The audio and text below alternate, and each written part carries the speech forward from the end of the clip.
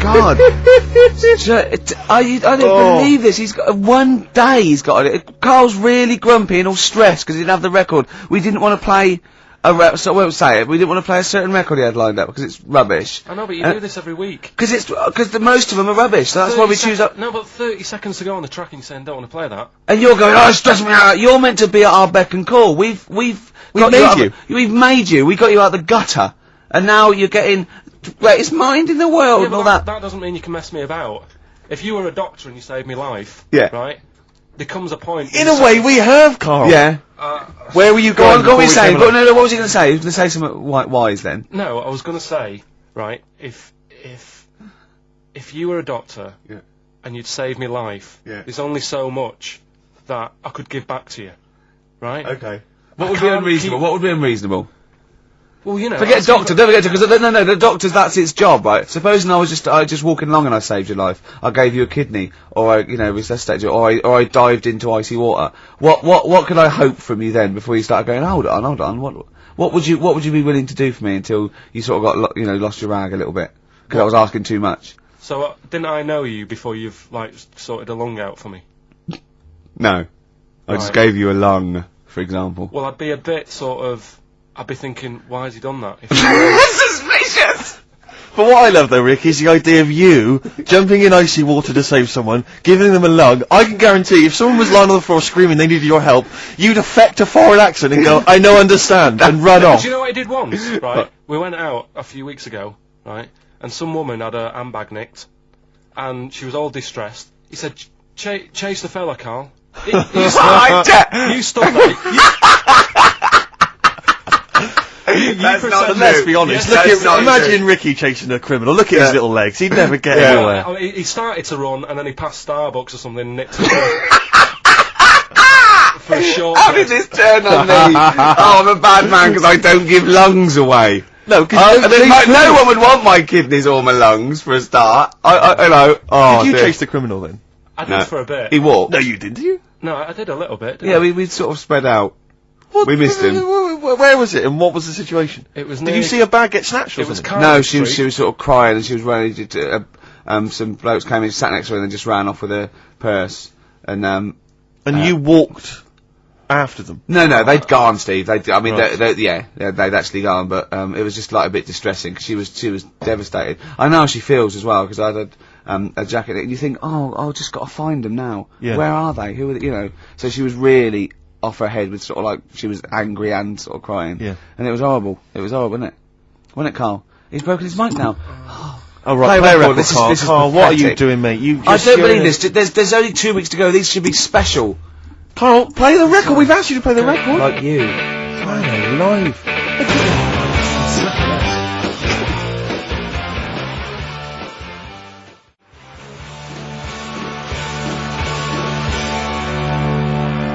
Hive's main offender on XFM 104.9. I forgot to say who I was.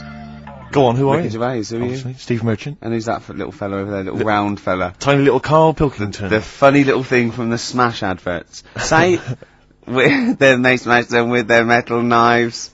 Oh. You do? Yeah, you're right. He does it, doesn't he? Yeah. I was asking if I'd seen a rounder head than him, and that's the only one someone come up with. That's the only thing they come up with. Oh look, you're actually a little bit stressed today, aren't you? Because you had to drink last night, didn't you? I had a couple of drinks. Yeah. I was down at Steve's night. He was doing a bit of DJing. Yeah. Went down the store. And that's why you're all grumpy. What? Did you hear what he just said? What? I was DJing last night, obviously that XFM evening. Yeah. Hour and a half. My friend and I split the time on the decks. Yeah. What was the word you just used? He went down a storm. We went down a storm. Right, 3 girls, I was walking to the toilets during my set, 3 girls went, you are a genius. Right? What's his name? Dane Bowers, Zane Lowe. Because you played records in a certain order. Yes. Sorry Rick, if you can't deal with that. Sorry if you're a little bit jealous, because this time you can't share the award. Alright? Dear. But it was my credit this time. You can tell he hasn't been a DJ. Because it's not just about... It's not just about that the songs you play, it's the way you play them. The way you play them, whether it's 33 or 45, very important. Yeah, leave your hand on them as they're trying to go round. But so 3 girls there, charmed by me, they loved it. Yeah. Zane Lowe, XFM DJ and MTV presenter, probably one of the coolest blokes alive. He came up, gave us massive respect. He said, I'm loving your set. He actually used those words, right? There were people coming up, they couldn't believe their luck. It was roaring. We'd stick on a track, people would cheer as it came on, right? My particular favourite, Carl, I think you'll agree, my particular triumvirate, LL Cool J, Mama Said Knock You Out, leading straight into House of Pain, Jump Around, then straight into that current Elvis track that's been re-released, remixed by Junkie XL. I played the original, which I'd already played on XFM before. I'm already there, cutting edge. Yeah. Right? Three old tracks, you mean? 3 old tracks. In a row? Yep. And, what I think the words that would best sum it up are, I kicked ass. Great. Rick. Alright? Well, I'm going to be kicking some ass today, because I I'm look forward to it. going to be shamelessly self-indulgent. And we've only got 2 shows to go, so I'm playing some of the most beauteous tunes in the world. And I was just telling Carl, lined up a Simon and Garfunkel track, Only Living Boy in New York. He went, why is he the only living boy in New York? I went, what? He went, what does that mean then? I went, I don't know. He went, well, what's it about? I said, I don't care. I said, it's lovely sentiment. No, what's it? I said, I don't go into that. I said, he went, I like a story. I said, like what? I said, killing of Georgie, no trickery. Killing of Georgie. I think we should play that at the last. It's good, I heard it the other day on Radio 2, it was cracking. It sounds like well. It's really good. Tell them what it's about again. It's about, little girl, gay fella. A little what? A little gay fella? Yeah. Right. Who, I mean, I haven't heard it for a bit, so it's all off memory, this. But, gay bloke, is he from Scotland? I have no idea. But he's from somewhere where gays aren't liked. Okay. Right? No. No, he is. Georgie Boy was gay, he's nothing more than the kindest guy I ever knew, right? Now, all he did was, right, his father said, how can my son not be straight, kicked him out, right? Goes to America. Yeah, but you can handle all that. You can handle your dad not getting on with you if other people around you are into the same scene. Yeah. But he was like, he was left on his own, he didn't know what to do. Yeah. He was getting stressed out. Yeah. So he goes... And this was before, I mean, this is, when did this record come out? 77? 77 years, something like that. Right. And, he's... During punk. Right, I see, yeah. So, you know, the village people had come along and made gay cool. Yeah. That had already happened. Yeah, but it wasn't respected. But he was watching the telly or something, and he saw that New York had loads of them over there, and they're all having a good time. Sure. No, sorry. At no point in the song does Rod Stewart say little gay Georgie was watching telly and saw loads of gays in New York. At no point in that song. No, but this is what I like about that song. You sort of picture what's going on. You make it up. Yeah. Okay, so the little gay fella was watching telly, and there was presumably the and now from New York, the gay show. Yeah. Or whatever, because it was a big scene over there, wasn't he, in the 70s? Yeah. Okay. Right. Go on. So he goes over there, and he's having a great time and that. He's meeting... Went to New York Town, very quickly settled down, soon became the toast of the Great White Way. Yeah, they loved him. All the old queens blew a fuse. Yeah. Yeah. And then, I don't know, he was out late one night. Yeah. And he's walking home. Yeah. And gets attacked, gets killed, yeah. And he's lying in the They gutter. didn't intend to take his life, they just pushed their luck a little too far that night. Yeah, you see? So... Yeah. But what's good there? Is it good that he had a bit of a good life and was able to be himself? Yeah. Or should he have stayed in Scotland? He didn't come from Scotland. Again, I really... Well, I think, is there any way we can get this song before the end of the show and play it? Because I've heard it recently. A lot of people listening will have never heard this song. They wouldn't have any idea what we're talking Can about. I say what you said when we were talking about that song once before? Is it bad? It might be. Because we were talking about, you know, Georgie Boy, and he, you know, got it. I don't know. What? It's when you said... Well, it's a fact. I don't think if... Well, he said, so it's from King of Georgie, he gets out, dies, right? He goes, well, they do go out late. I know. All gay people I go know out a few late. gay people, and they start to party late on. That's why, in Soho, right? Yeah. Girlfriend got in a cab, right? Suzanne was in a cab, and the cab driver was taking her to an early start, right? She works at the BBC. Yeah. Early start, 4 in the morning. It was going down. It was mental in Soho at 4 in the morning. Yeah. They were all still like starting the night out. How do you know Whereas- they're gay? It's Soho, isn't it? Fair enough. Okay. Play a track. I'd love to be able to try and dig this out. Yeah, we will. This is Simon and Garfunkel, The Only Living Boy in New York. It's lovely.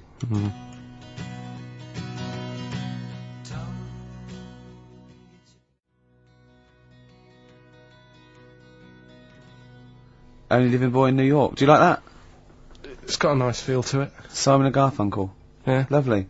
Bit later on I'll be playing a Cat Stevens track. It's one of the most beautiful tracks ever written. It's called Lillywhite off Mona Bone Jack On. Look forward to that. We've got Eminem coming up. We've got the new Eminem single as well, and a big giveaway, Rick, lest we forget. I think we should tell them what that is. Do you think so? Yeah, well, we all went to the BAFTAs, as you know, and we thought we could get a good prize out of this, so we got some celebs to sign the BAFTA bag they gave away. It's just a nice big chunky sort of cardboard carrier bag, you know. It's not the value that counts. This is what values it. Read out the sort of names. These are the kind of celebrity names that have signed that bag. Obviously us three, plus Graham Norton. Yeah. Angus Dayton signed it. Alan Davis, Jonathan Creek, Jamie Theakston, Paul Whitehouse. A lot of comedians, you'll notice. Helen Baxendale from Cold Feet, who's also been in Friends, right? I don't know why that's so exciting. Steve Phil Mitchell McFadden. Yeah. It's an eclectic bag. I noticed actually that Steve's signature is also mentioned. I think he says Steve, aka Phil Mitchell. Which is very nice of him. Yeah. Peter Davison, former Doctor Who. I noticed also that when you gave him the pen to sign it, he put the pen away. Yeah, he pocketed it. They say, Yeah. whoa. Just his wily Cockney ways. You're not Phil Mitchell now, mate. Exactly. Give us the pen back. Exactly. Yeah. Simon Pegg, and of course, one of broadcasting's biggest legends, Steve Wright. Oh, Steve Wright, got him to sign it as well. Yeah. Yeah. But that's, you know, you're not going to find that. That's quite an eclectic and kooky mixture of celebrity names. Yeah. You know, autographs on one bag. And we maybe photocopy it, and it's just, you can't We make can out explain who signatures, they we are. can explain who they are. But we can give that away. And there's, you know, it's a little commemorative thing of the BAFTA. It's got a big BAFTA logo on there and everything. It's pretty classy. Did I mention this? That our agent, who was there, he ran around getting a few of these autographs, and I think he held him back on a few, but he went up to him and told him it was for charity. And that was why they signed it. Which I think's, you know, a little bit cheeky, but that's what agents are like, Carl. You've got to But then again, he didn't understand get anything from it. It's not like he said, give us £1. that. No, he just got. They just got their well, he said that as well. Then he made 42 quid. Yeah, exactly. So anyway, we're going to give that away. Is that a good prize? I think that's a nice prize, isn't it? It's a little commemorative thing. Carl, you're turning your nose up on it. No, it's alright, I wouldn't want it. Doesn't he? Do people get you to sort of do campaigns on the radio, like drink Fosters? I wouldn't, but you know, you can. Yeah, but look, I noticed on the big board here, it tells us that you can win signed and framed Chemical Brothers album covers on Sunday. Right, that's just 2 geeks who've signed that. We've got like We've got 3 alone in this room. Exactly. Plus, we've got some of you know, the cream of Britain's light entertainment who've signed that bag. I'm appalled by you that you're just so disrespectful of us. No, but it's like how when I went to the BAFTAs with you, and I wasn't really enjoying it. You were I like, can't. He said what? No, you you didn't are tell us such an this. ungrateful. There are so many people. You're like a little charity case. You're like, oh, I had God. chicks queuing up Yeah. around the block. You'd wanting to usually come. have to. I know, but I Someone told like you you. would have to write to Jim or Fix It or Esther Ranson to get to meet us sort of people. And now it's on your doorstep. I'm amazed that you didn't enjoy it. Why didn't you God. enjoy it? You got to walk down the red carpet. You went in. There was George Best, one of your footballing heroes, was there. A load of was other good. big names. You sat there, you had prime position. You came backstage with a load of other big names.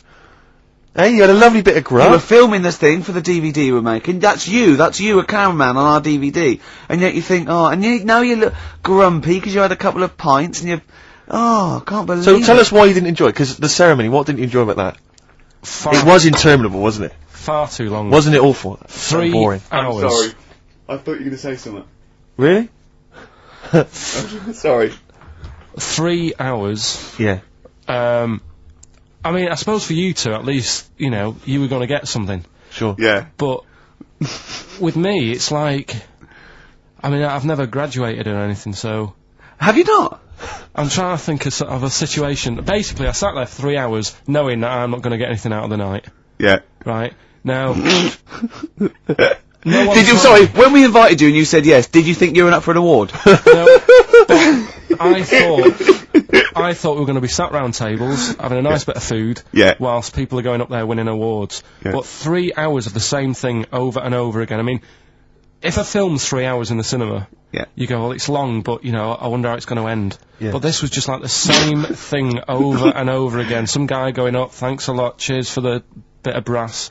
And then going down, sitting down, the same thing over and over again. I wouldn't, honestly, right, I'd say it was one of the worst things I've ever had to do. No,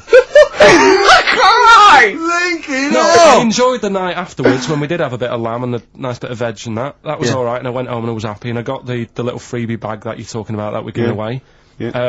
Which wasn't much good stuff in it. Oh, alright! Right! No, What would you have done on that Saturday night? Suzanne What said would you have done or the Sunday night rather, what would you have done had you been at home?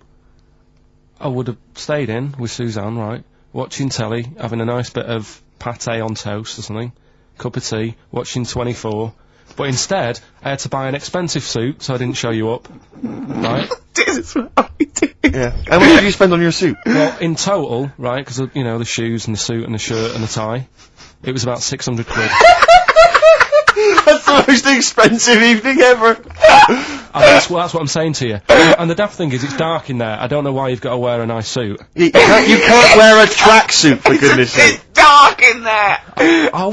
No, just the shirt and that. It doesn't make you a better person wearing a suit. No, doesn't make you a better mean? person, no. We're not claiming it made you a better person. No, but that annoyed me. Yeah. I mean, it was an experience, innit? That's why I went, because you think, if I didn't go, if I would have said to you when you invited me, no, Steve, I don't want to go, then I would have never known, right? Yeah. And that's my sort of thing in life, right? Yeah. If something comes up, you should take it, even if you're not going to like it. It's a bit of an experience. Right. You know what he said to me? I phoned him up because we had to meet up, and obviously he had to pose as my gay lover. Yeah. To get in, right? Yeah. He phoned me, what? He said something to me like, I bought a suit, I'm looking good. He said, I'm looking good. People will think, how on earth did he end up with that good-looking guy? So he got into the role. That was what he said to me. He's started getting into it. Such an insight. Play a record. I just must say that we've had an email from Darryl Foss. Lots of people have emailed in and said, well done on the BAFTAs and well done on your Room 101. They really liked that. Thank you. There's one guy, and it's Darryl says, Ricky, has your dad only got one D-Mob suit? Because I know you noticed that Ricky wears the same suit every single time he appears on TV, because he spent a fortune on it getting it tailor-made. I've only got one. It's a good suit, and I he wears it know. all the time. And it's winter as well, it's like a pure wall, so I'm sweating everywhere I go. Anyway, usually it's too much cheese. I won't be buying another. Huh? I won't be buying another one. Ever. Now. That's it. Yeah. Yeah. Suzanne told me today, right, because I've handed it in today to have the trousers turned up a bit. Why? Because it was a bit of a bodge job for the night. Yeah. Right. It was just some pins sort of holding it up the other night, but you didn't notice, and I didn't tell you because I thought you'd be getting on the stage and saying, "Look at that freak over there with his pants hemmed up." But I took it to the place to get it done. Suzanne tells me that I'm going to start shrinking now and getting to that age where you start going smaller. I know that must have been a revelation to you and a worry. Like, how small do you get? How small do you get? Oh, Right, what are we playing now? I thought we'd have a bit of Marley music. Marley music. Oh, Okay. go on.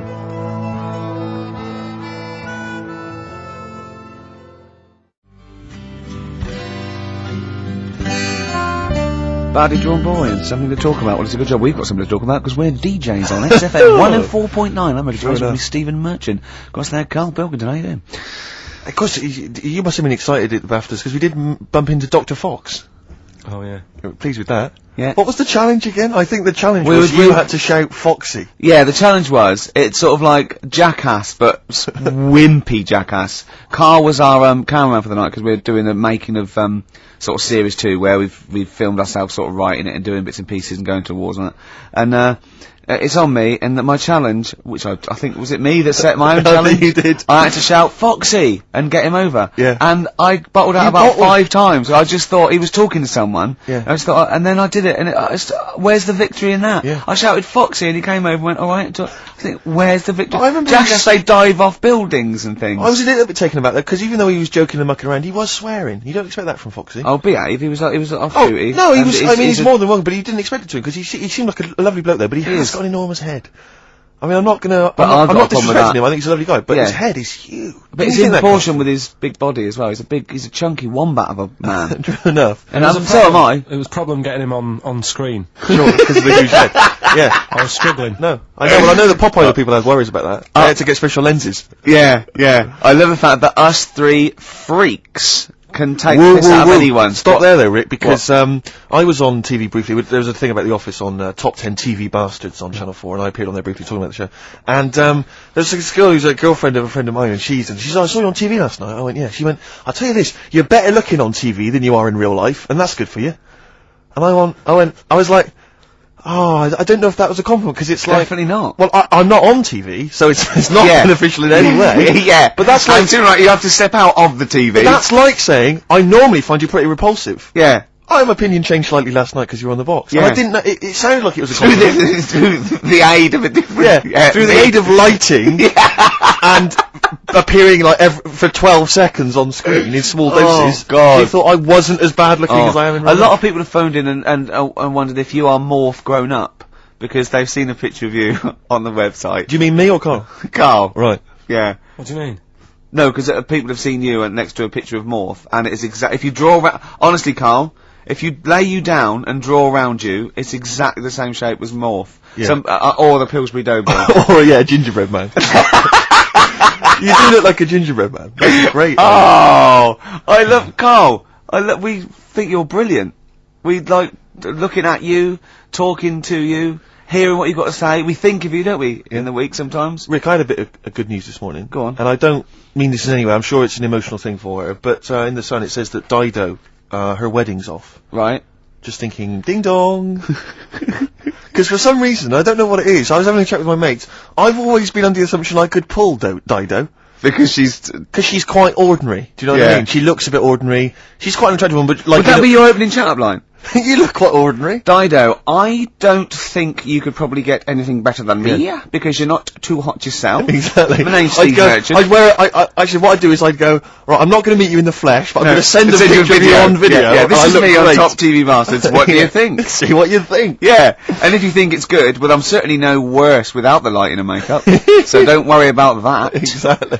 Oh, Dido. Have a little bit of Bowie. Have a little bit of Bowie. What was your thing about Dido? That she's like a kind of... She's a bit like a receptionist. Who got up and sang once, because she At knows her karaoke. tunes, and a bloke came up, hi, I'm Gridlin Records, I'm thinking of releasing a CD, and it just goes mental. Exactly. Everyone buys it. Yeah. It's good though, isn't it? But she should be doing photocopying or filing, do you not think? Just the way she looks. She's got that very kind of No, suburban but the whole look. look thing annoys me. Do you know there's another pop stars thing starting? Yeah. Like, it's going on in Ireland. Apparently it's Ireland's version of it. Okay. And today it was like, you saw all these kids rushing in, there was fat ones there and ugly kids, and you're thinking, it's sad and everything, they might have a good voice, but they've no chance, right? And there was a woman there who looked a bit like Britney, and the bloke, straight away, before even hearing the voice, Britney lookalike over there, go and get her in, give her a ticket, she's through to the next phase. And it's just annoying. Dido isn't beautiful, but she's nice enough. Do you know what I mean? Well, yeah, that's why she's fine for me. I mean, you know, I mean, my standards are quite low. So do you think Steve should go out with her then? I mean, that's what we're asking you. Do you think he should? Yeah. Okay, so a little bit of Bowie. Thanks, Carl. Try and fix that for next week.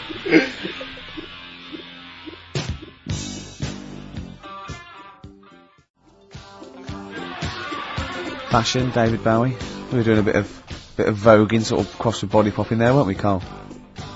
Yeah. Played that last night, Rick, during the set. Yeah. That was described by Zane Lowe as one of the best sets he's ever seen. Well, he didn't say those No, but I think Zane just sent an email and said he's giving up because there's no point. Yeah, exactly. When he hears stuff like that, he said, I thought I was a DJ. Yeah. After seeing Steve Merchant, I'm obviously not. Exactly. Yeah, exactly. no, so, yeah, Big Boy Jim was down there. Yeah, Big Boy Jim was going, wow, you know. I don't know what I'm thinking. Yeah. But I like the idea, because you know, Fatboy Slim did Brighton Beach, didn't he? And he had like 20,000 people in Brighton Beach. Yeah. And everyone was loving it. Just the idea of me down in Western-super-Mare doing the same. With 86 people. Have you ever seen that thing, Karaoke Challenge on Challenge TV? Yeah. It's great, they're all doing it, and it's sort of like, Jonathan, what's his name, from Jonathan Bread, Morris, and all those sort of, people there. And the camera falls out, and there's about 8 people there. Yeah, but what I love about Karaoke Challenge is it's not even night fever. Do you imagine that? I mean, talk about... Wow. Oh dear. We tried to get on that once, didn't we? On Karaoke Challenge? Yeah, when we were doing that comedy we were lab. gonna I was going to do it in character, wasn't I? Yeah, you do it, yeah, it's David so Bowie. So we'd have a little bit of footage, but... Yeah, that'd be great. Yeah, They wouldn't even let you That was on. terrible. That was how minor a celebrity you were at the time. I remember once, right, this is how sad we were. We tried for about an hour to get on the Chris Moyle show. They were doing a competition. He was doing this competition. It was about golf, wasn't it? So it was like things with, you had to think of a song title, but you had to make it into a golfing pun. And people were calling up and going, now, what about Drive by the Cars? He was going, Drive by the Cars, very good. And it was like, things like, you know what I mean? Things like something T and that. And I wanted to phone up and go, hello, Chris Miles. Yeah, you know, what about, Spandau Valley Golfy?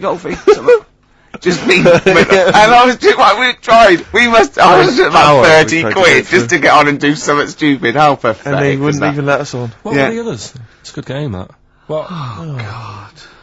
Phone in if you've got any amusing puns on songs and golf. Yeah, please. What did you say? What was it? A Spandau Valley Golfy. Yeah, do you like that one? It's a good little game. Yeah, you're thinking of what you're doing, Carl. You're thinking on the radio. That's what you're doing. It's a first. You're actually broadcasting thinking. Can we just be quiet and just listen to Carl think? Yeah. Oh. Anything?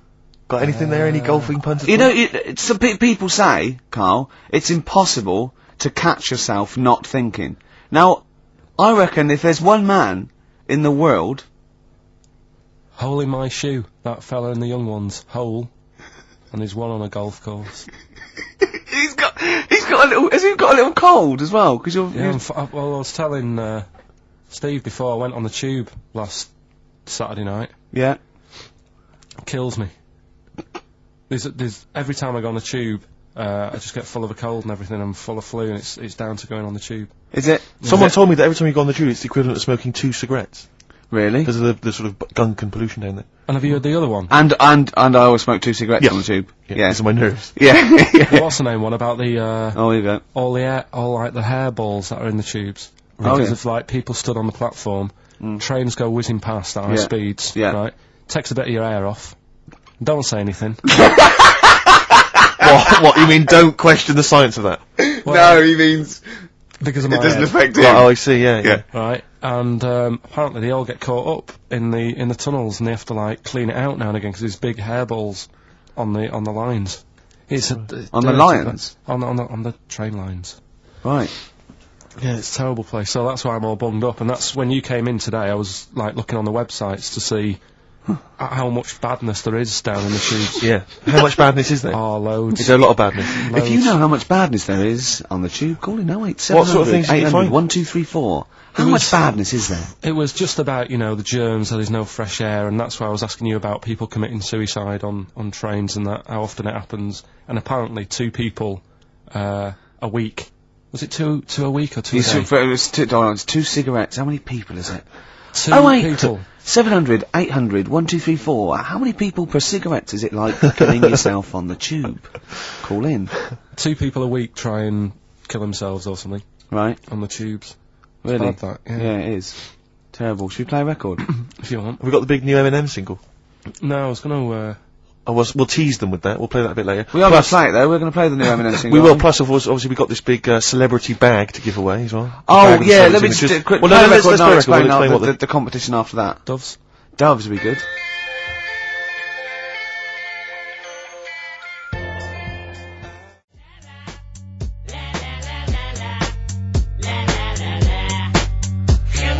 Eminem, Without Me, on XFM 104.9. I'm Ricky Gervais, with me Steve Merchant. Hello there. Little Karl Pilkington. Into the last hour, 3 hours of broadcasting to go, Karl, for us. 3. Yeah. Yeah? What are you Three going to be amigos, doing while 3 we're away? musketeers.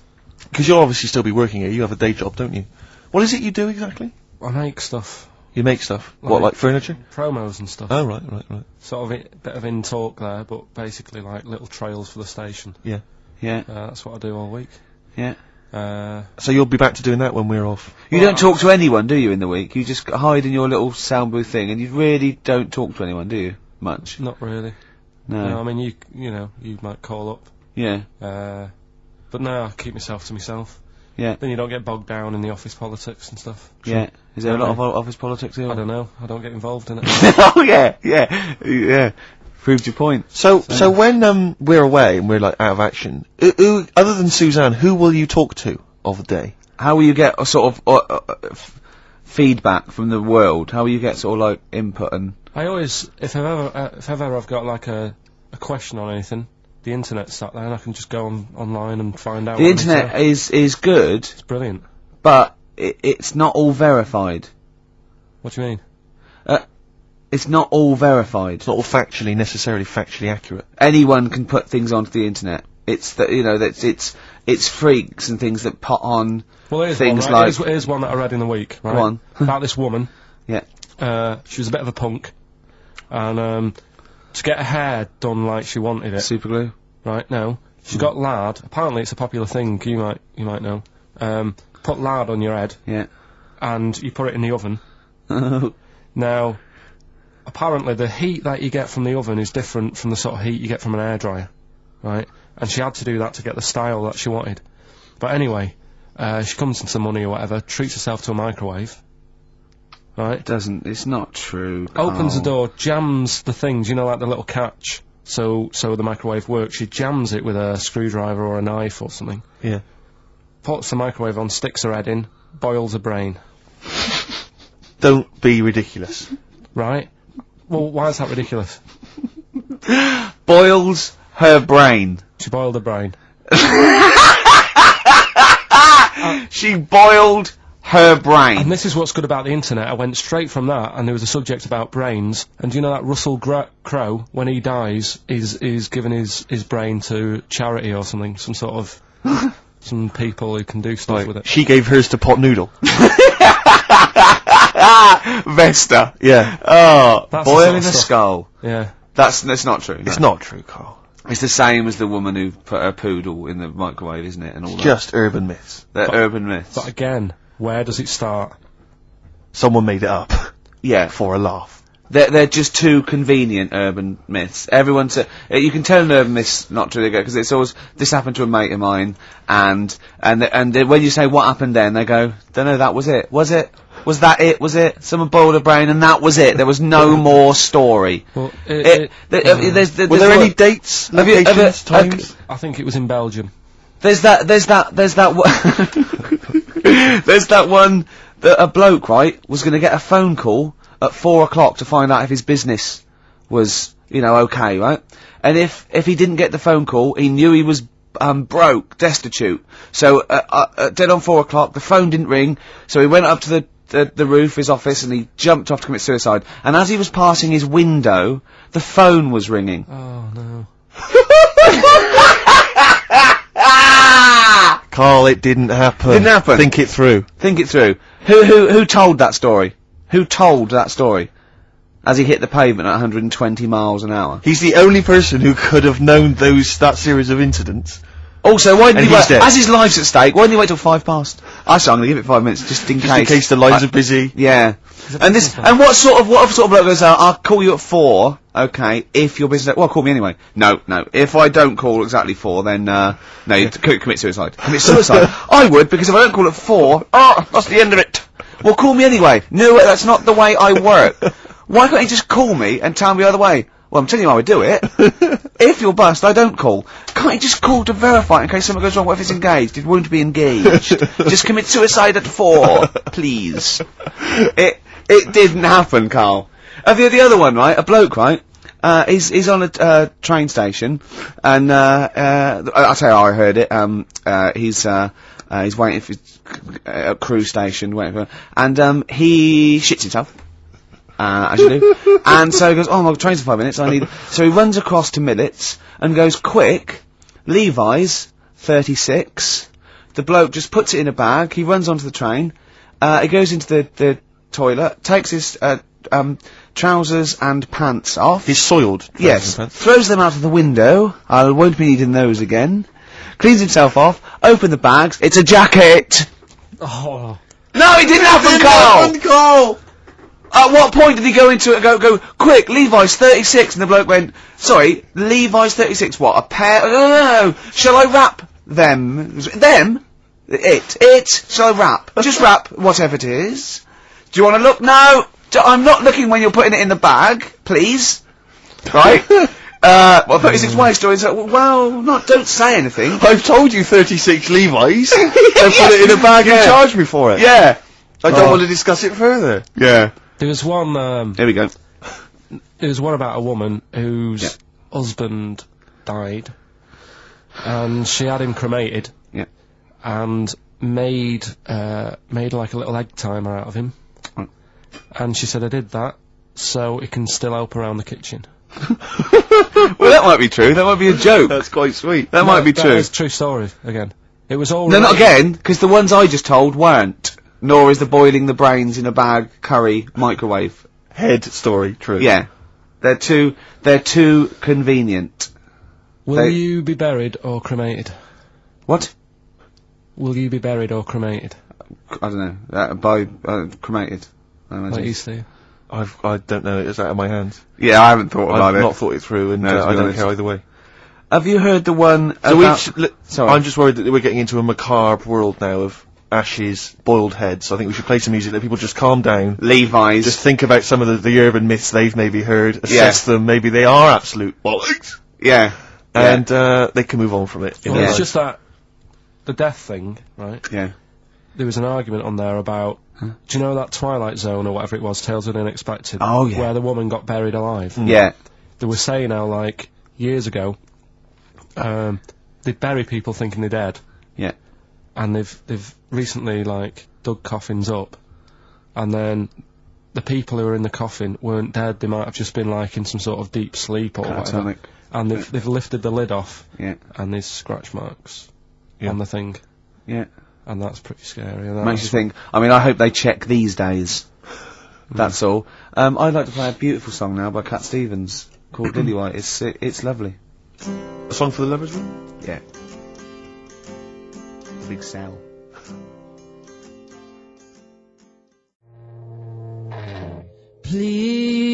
Please.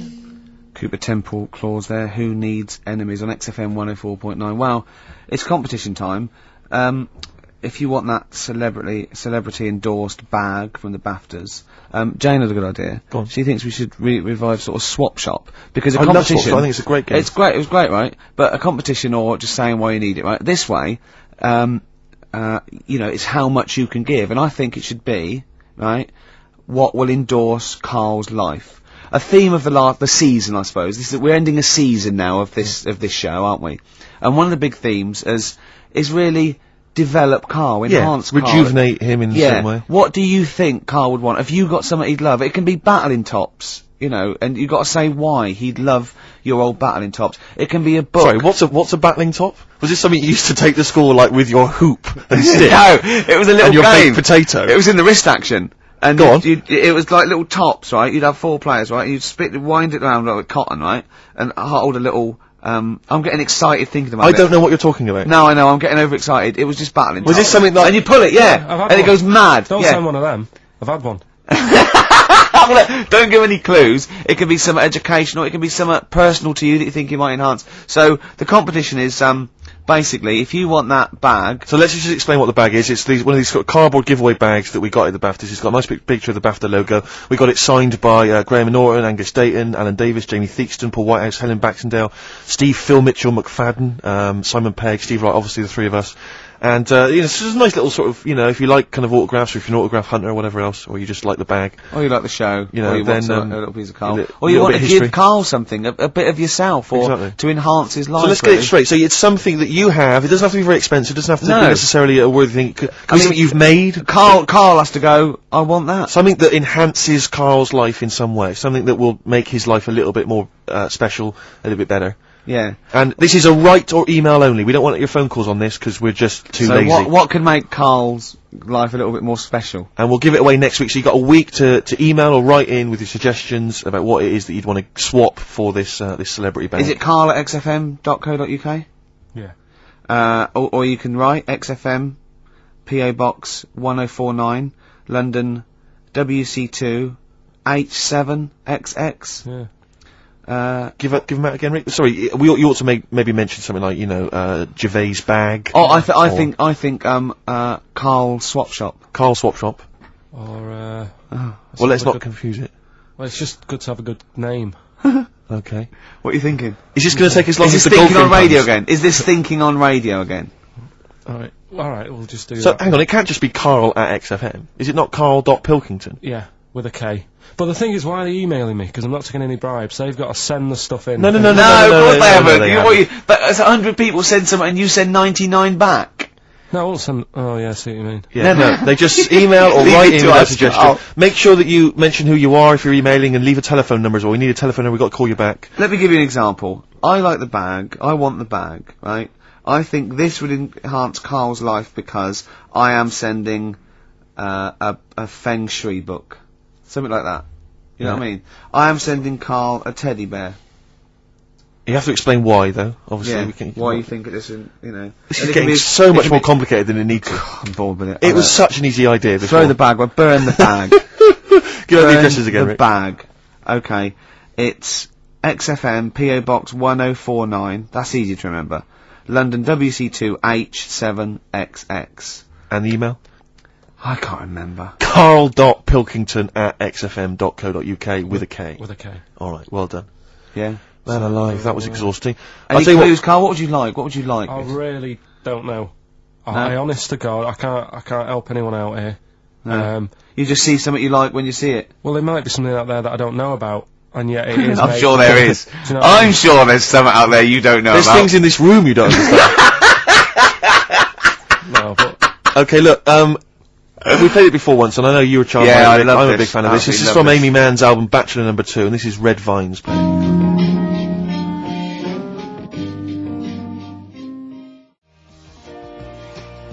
It's beautiful. I know Carl's not impressed, as ever.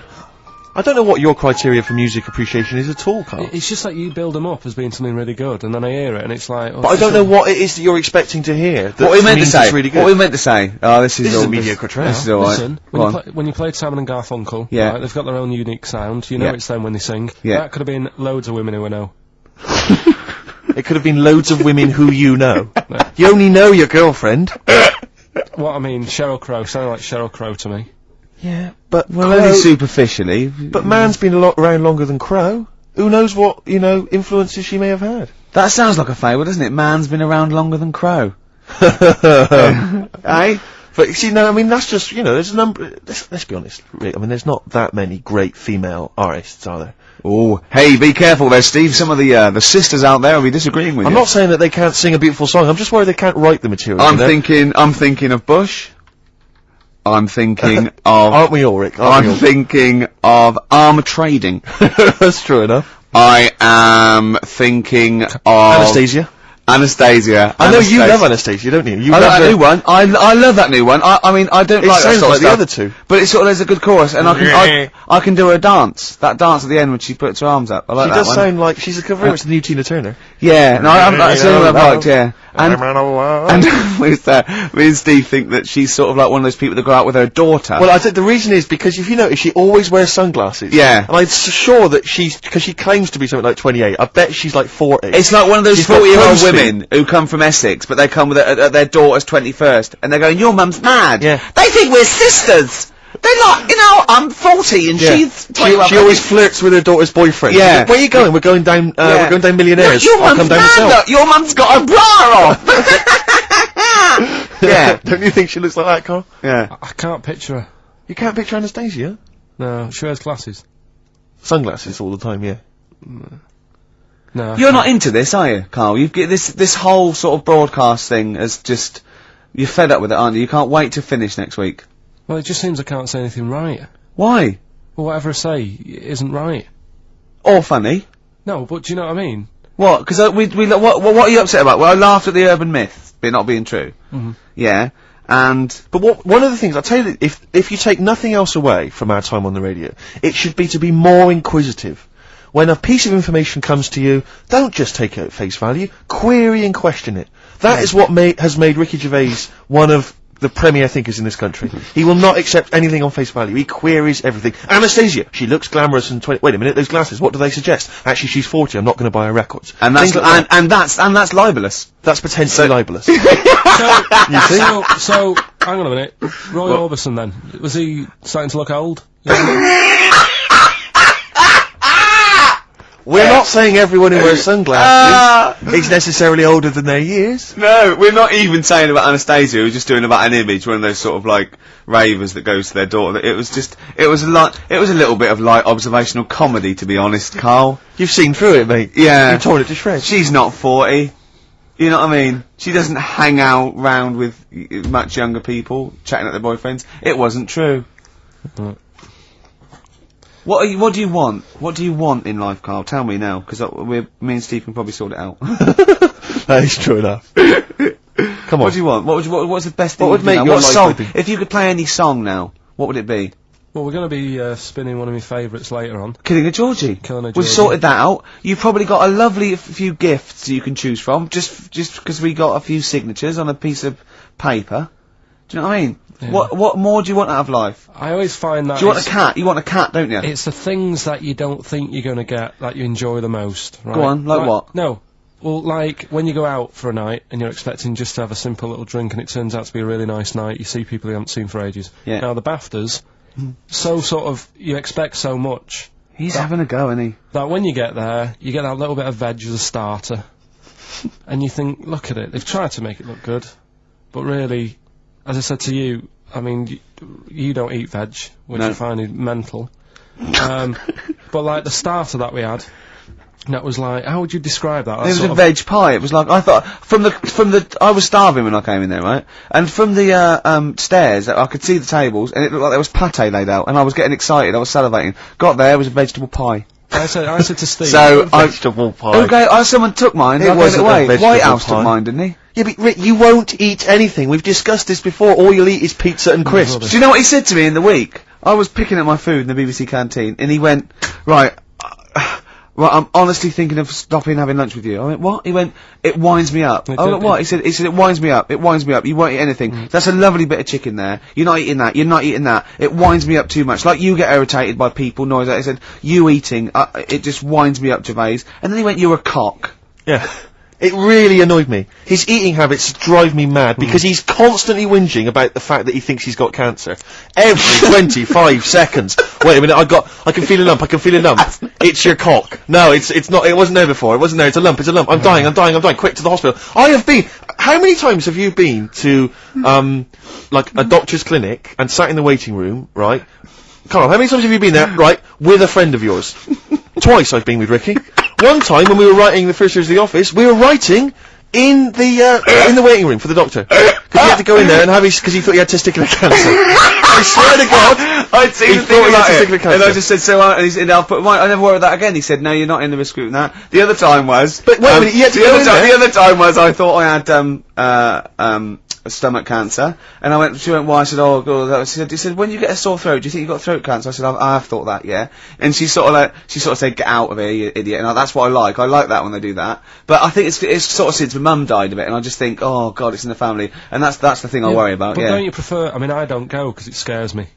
I'm like that. I prefer not to go because I always worry that, especially with cancer and things, that they'll go, you know, I'll go there with a sore leg or something, and they'll go, no, your leg's fine, but look at this we've found in your head.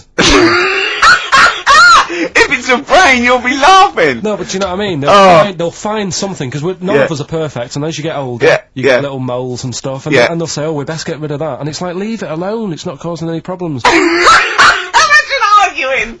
That shouldn't be there. Leave it alone, it's not good. It is, it's getting bigger and it's strangling your lungs. But Rick's sort of like, but my point was, this is what upsets me. He constantly worries about his health. He's constantly obsessed. I found some buboes. I think I've got plague.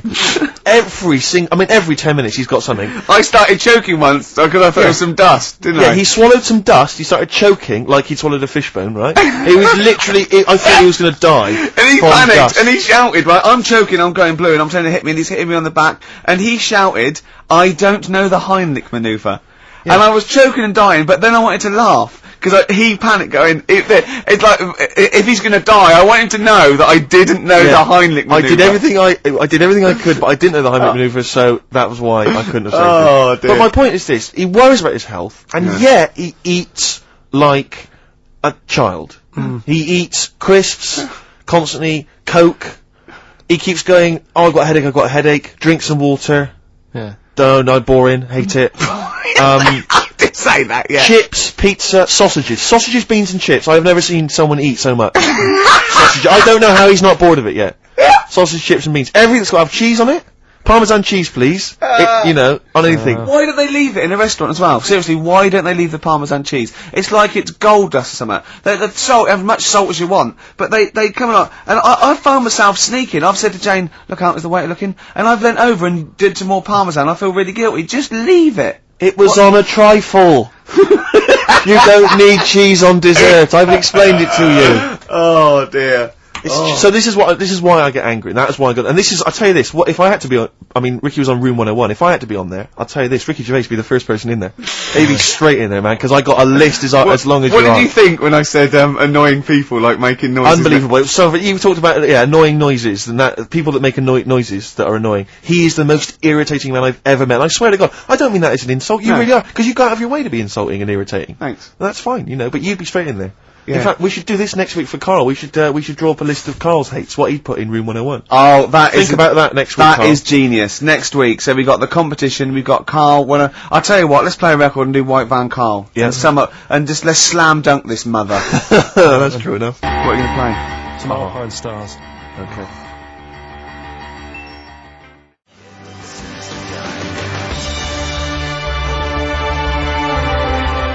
Alpine Stars, Carbon Kid, featuring little Brian from Placebo. Oh, yeah. Thought I recognised him.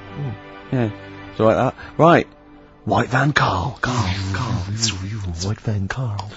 Yeah, this is where we steal the White Van Man column from The Sun and basically fire those questions at Karl, getting his opinions on the week's news. Okay, Karl. Let me see.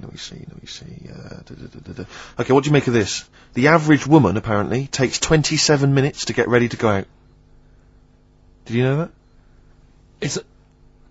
Are they saying that's a good thing, or...? No, they're saying that the bare minimum it takes... No, this is what they surely. said. No. But I remember reading, I'm sure they said that it takes them 27 minutes to get ready to go out, at the very least, I think. It's not that bad if it's for a night out. It's... That, 30 minutes is alright. If it's going to get to 20 Woodbines. But, yeah, or, if the house is on fire, and it's like, quick, get ready and get out. I don't think it's in a fire, no. I think, yeah, go on. I think that's 27 minutes, right? I'd take about 27 minutes. I can take up to that. But do they include the getting up, having a bath? Doesn't give me any more details. No? 27 Well, minutes. that's difficult to go by. Difficult to go on that one, isn't it? How long does Suzanne take to go out of the house? Depends, like I say, if we're just nipping out shopping, The old flip-flops and trackies on. yeah. But if you're going out for the night, it takes a bit longer, doesn't it? Yeah. Yeah, you got a wire in the trackies. yeah. Go on. Okay, no, really don't know what the ins and outs of this story are. Is Sven-Goran Eriksson sticking with Nancy rather than Ulrika? Well, it's his wife and that, or his girlfriend. Yeah, I don't know if the story's true. No one seems to have offered any evidence for it. Anyway, everyone remained silent. It's rubbish. And, okay, what do you make of this? David Beckham apparently was driving despite having an injured foot and just further threatening his World Cup chances. Now, obviously, you're a big football fan. Well, I'm not that big. I like the odd game. Sure. Would that hurt him? Would that hurt his foot? It can be good. Is it in a plaster? It's not in a big cast, Sure, is it's it? better to drive than it is to walk on it. Good point. Fair enough, yeah. Go on. Can't argue with Can't that. get the bus, can he? Okay, and what do you make of this fascist leader who's having a lot of success in the French presidential elections? What's he doing? Have you not come across this story? No. Right, this is one of the big political So stories. it's got far right that got nearly 20%. He's a far-right fascist leader and he's having considerable success in the French elections. I don't think we should be asking Karl questions like this. Not something you've got an opinion on? I'm getting scared. There's all sorts of bad stuff going on in the world that we don't know about. Yeah. But we know about this. Yeah, but you're better off not knowing because there's nothing I can do about it. You're absolutely right, Karl. I can't argue with that. Oh, God, man alive. fantastic. That is brilliant. Have we got it lined up? Bit of Rolling It's the Stones. one song I've been wanting to play since we've been on XFM, really. And it took me a while to track it down, obviously, in the XFM library. But here it is, Give Me Shelter from the Rolling Stones. It's an amazing track.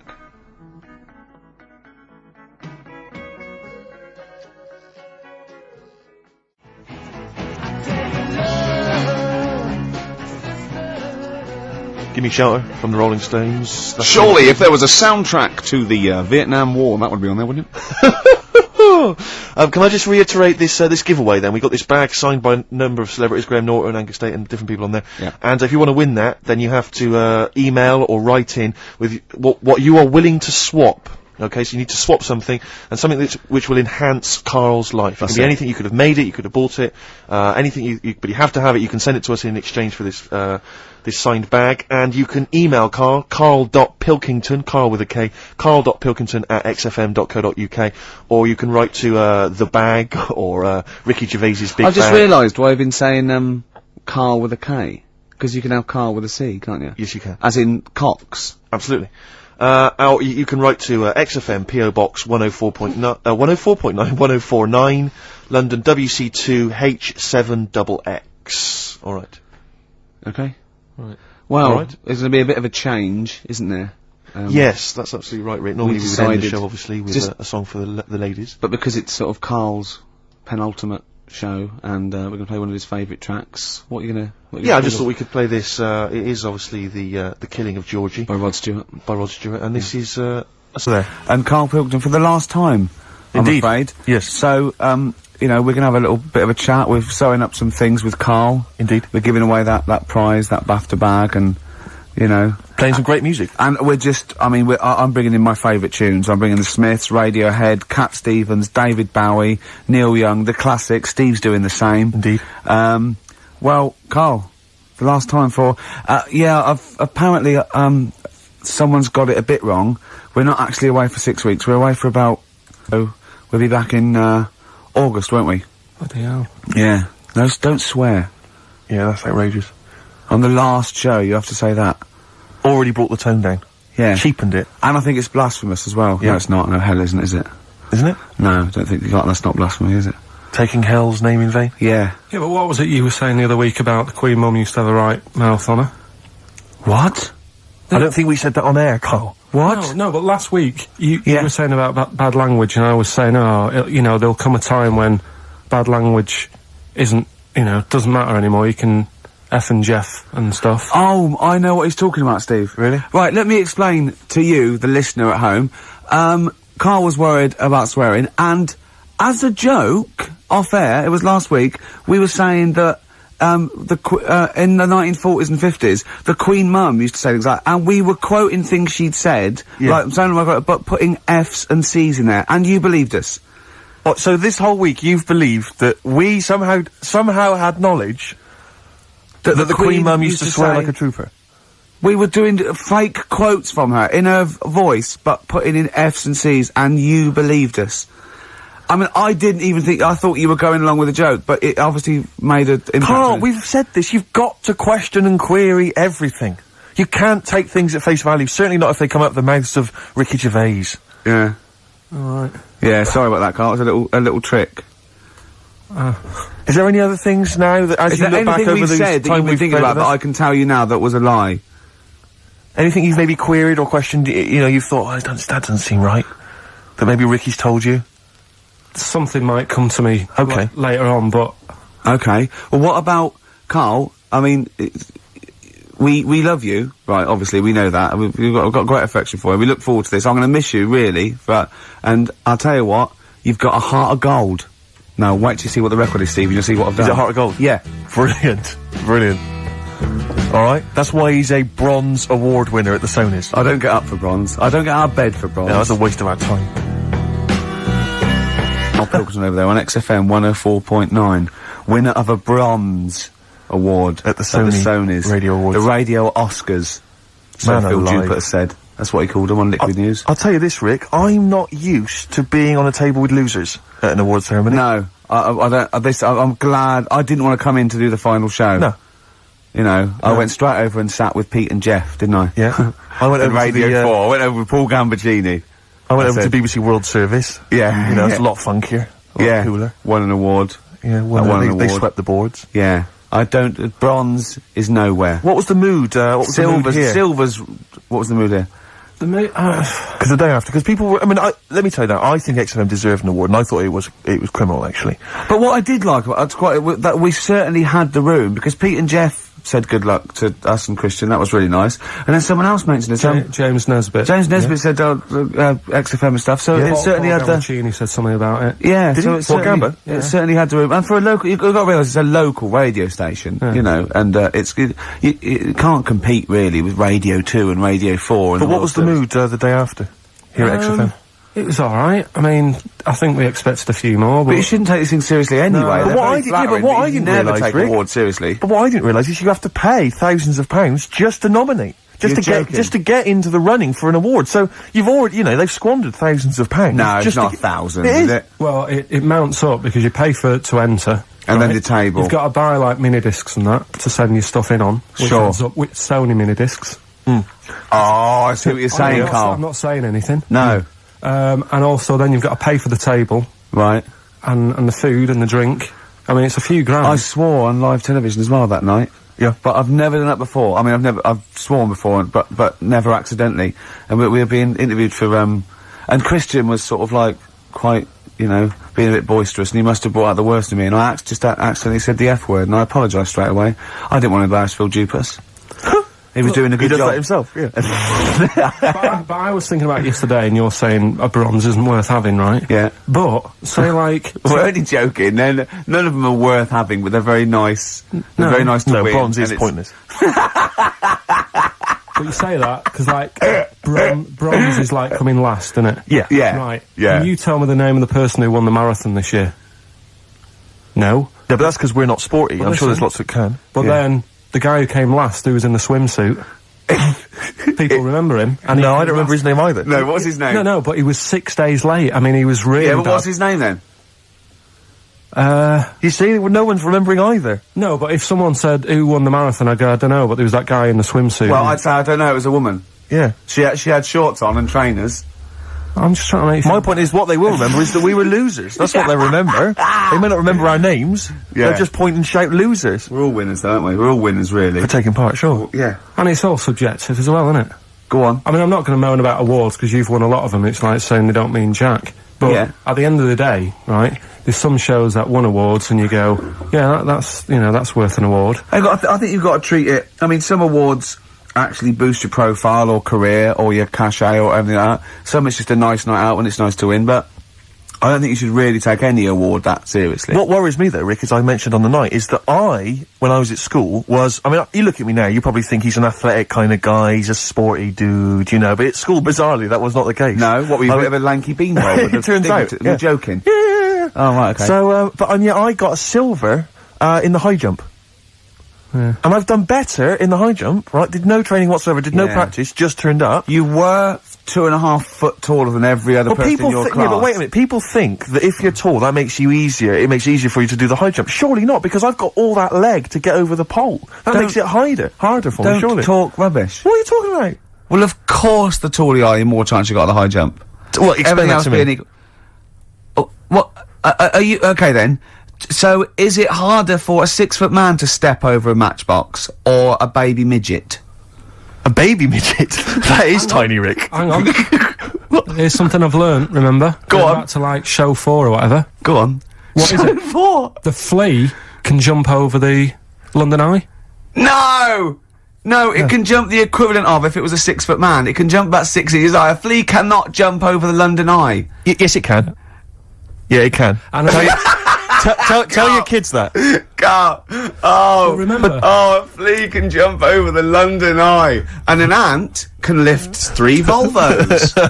But you're talking about fitness people and that. Remember Go when on. we were in the pub, right? Yeah. And your mate Johnny was in there. Yeah. I think it was. Yeah. And he was talking about that guy who got done, right? Because he entered a wheelchair race. Yeah. And and there was nothing wrong with him. His legs were all right. Yeah. Now, he got done because he shouldn't have been involved in it. Yeah. But don't you think that really he's really good for doing that? Because he's not normally in a wheelchair. Sure. So he's not used to how they move about. Yeah. His arms aren't as strong as the other fellas who are always in the wheelchair. Sure. He had his mate pushing him, that was the Surely- problem. Yeah, it was motorised. I'd give him a gold plus. You know, you're taking a bloke who's not used to doing something. He does it the first time and beats the people who are at it. What about that woman, though, that was disqualified in the shooting, because she was in a wheelchair, and she was just in the normal, able-bodied Olympics, it was just, she entered, right? But she wasn't allowed to rest her elbow on the arm of her chair, because that was something disadvantage. So she was in a wheelchair, and she's shooting, but she was getting unfair advantage, and they said, you cannot put your elbow on the arm of your Sneaky, wheelchair. aren't they? No, they are. You gotta be careful. You gotta be careful. Do you want to play Some of them aren't even disabled, it turns out. Hold on, though. We're talking about athletes, aren't we? What record should we play next? I'd love to hear that single that was out a couple of months Athlete. back by Athlete. Athlete. Let's have Athlete. Man alive. West Side by Athlete, a track that I know you and I have enjoyed. Yeah, it was one of our favourite new over the last tracks of 6 the or year, 7 that one. Yeah, Absolutely. very good. More of our favourite tracks to come on XFM 104.9. You know, I With was me, Ricky mentioning Gervais, and you, Steve Merchant, and, Karl Pilkington. sure, go on. You know, I was mentioning Shoot. the high jump. That Yeah. high jump. Do you know the reason I didn't get the gold? It's faintly embarrassing because the guy it was just neck and neck, me and another guy. In fact, he was slightly shorter than I was, and I was using the traditional Fosby flop. Is it the Fosby flop? Fosby flop. And he was using a method which I can only describe as the Superman, where he was running at the bar and diving headfirst over it. I've never seen this technique before. It's illegal, that's Absolutely why. incredible. Is it not Yeah. allowed? The Fosby flop only works because his shoulder and that are going over before his head. Right. That's they got around the rule. You weren't allowed to dive over because it was too Obviously, easy. no one monitoring that. Yeah, no. Just the no. games teachers having a quick fag. Yeah, yeah. Um, What was his name again? Yeah. The fag. I think his name was Mr. Woodbine. But he anyway, so he's using this method, right? And it gets neck and neck, and I don't know how many chances you get to knock down the bar, but anyway, it got to the point where basically I had to get over the bar, or I was going to come second. Sure. And I decided at that point to use his method. Because he'd seemed to be doing so well with it, I thought, well, I'll try that then. That looks easy. Oh, dear. And ran at the bar, launched, didn't actually get my feet off the ground, just hit the bar like I was someone finishing a race, you know. Did you have... It was so pathetic, just clattered everywhere. I just want to get this picture of you at the age of, what, 15, 16? Yeah. 6'5" already, probably? Yeah, probably, yeah. Probably, what, about 9 stone? Exactly. Yeah. Did you have your glasses on? Of course I did. You must have looked pretty sexy. Probably a small bum fluff tash. Yeah. As well. That must have been good. Was it true once, when you were about 16, you decided to wear a dicky bow to school? Yeah. That must have been great. That was during my PG Woodhouse phase.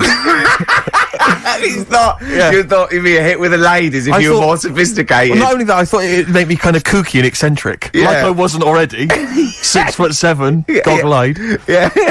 Like they're not already thinking there goes a weirdo. Oh, he's a weirdo with a bow tie. Yeah. Brilliant. Does it spin round, mate? Yeah, what a Because you're catch. getting me hot. Exactly. Oh, dear. Yeah, I wore that for about 6 months, and it was in school colours, because we had to wear a tie at school, but this was a bow tie. I mean, now I don't, oh, man.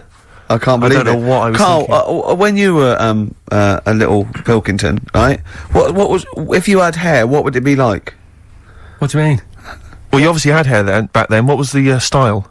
It was like, sort of, I had quite sort of, fine, sort of straight hair. Yeah. Right. Hairdresser once said to me, "You've got hair of a Chinaman." He was a wise man, wasn't he? What do you think that meant then? Oh. He just said, he just said, "You've got the same hair as a Chinese man has. Very straight, quite fine." Why is he telling you? I just imagine this bar going, the Arsenal did well, didn't it, sir? Should I have something on that? You have the hair of a Chinaman. I'm sorry, nothing. You're not the spy. No, I'm not. Thank you. Good night. Oh, you're not my contact. Yeah, lovely. You have the feet of a fish. I'm sorry, nothing. It's not you. Okay, next. You have the hair of a Chinaman. It was one of those barbers. It was a cheap one, just on a railway bridge. I don't believe that. Go on. On a railway bridge? That's why it was cheap. It was very low rent, so he could charge. That wasn't a barber. That was a man with some scissors. Yeah. Did you go? Oh, have to move you there, sir. Wow. Okay, back in the chair, sir. I imagine them on one of those things you always see in old films where you've got you have to press down up and down. Yeah, like a seesaw. Yeah, that's not as good as that. It was just a normal chair, little wooden hut, and he did have to stop when a train came past because it used to. Well, because he had to change the signal. Just making a few extra bucks. Yeah, exactly. Yeah. Oh, I love that. That's Manchester for you. Oh, God. It wasn't Bernard Cribbins, was it? I always remember him saying, "Do you want your hair washing?" And I said, "Is it free? You know, does it come with it?" And he said, "Yeah." So I said, "Oh, go on then." He said, "Hang on now, I'll just have to wash these mugs up." He had like a sink full of mugs. Oh, so I'll just take these out and then I can wash your head. Oh, no. And that's why. Why did you go to this man? It was cheap. How much was it? About £2. And when was this? God, at 88, 89. All right. Yeah. So what happened to your Chinese hair? When did it start coming out? You have the hair of a bald Chinaman now, don't you? You've got the hair of a Chinaman in a box now. I used to just work a lot of hours, and I think that's what made it fall out. Yeah, of course. No, it's not. It's genetic. You can't stop it. It's not genetic. Of course it is. Is your dad bald? No, he's got more hair than me now, I think. Is your mum? Kojak's got more hair than you, Carl. Anyway. Don't have a go at Carl's hair. That's a bit harsh. Oh, look at his little face. What did it say before in that book about going bald? It said, it had a little tip, didn't it? We'll go over them later. It says, if you're going thin, doesn't it say, cut your hair short and something like that? So it makes you look thicker. Yeah. Oh yeah, we got people are offering Carl lots of. We're coming up to that. In we'll go through that. So obviously we to win that BAFTA bag. Shall I remind people what the competition was? Yeah. Last week we were giving away this bag that we got signed by various celebrities at the BAFTAs, and we asked you to email or write in with your suggestions as to what you have that you could swap for the bag, and it has to be something that will enhance Carl's life. We've had quite a lot of suggestions. I'll go through those a bit later, but they're some of them are quite eccentric. Meanwhile, I'm going to play one of my favourite songs off one of my favourite albums. I look forward to hearing it. It's Radiohead, it's the Bends, and this is Black Star. Go for it.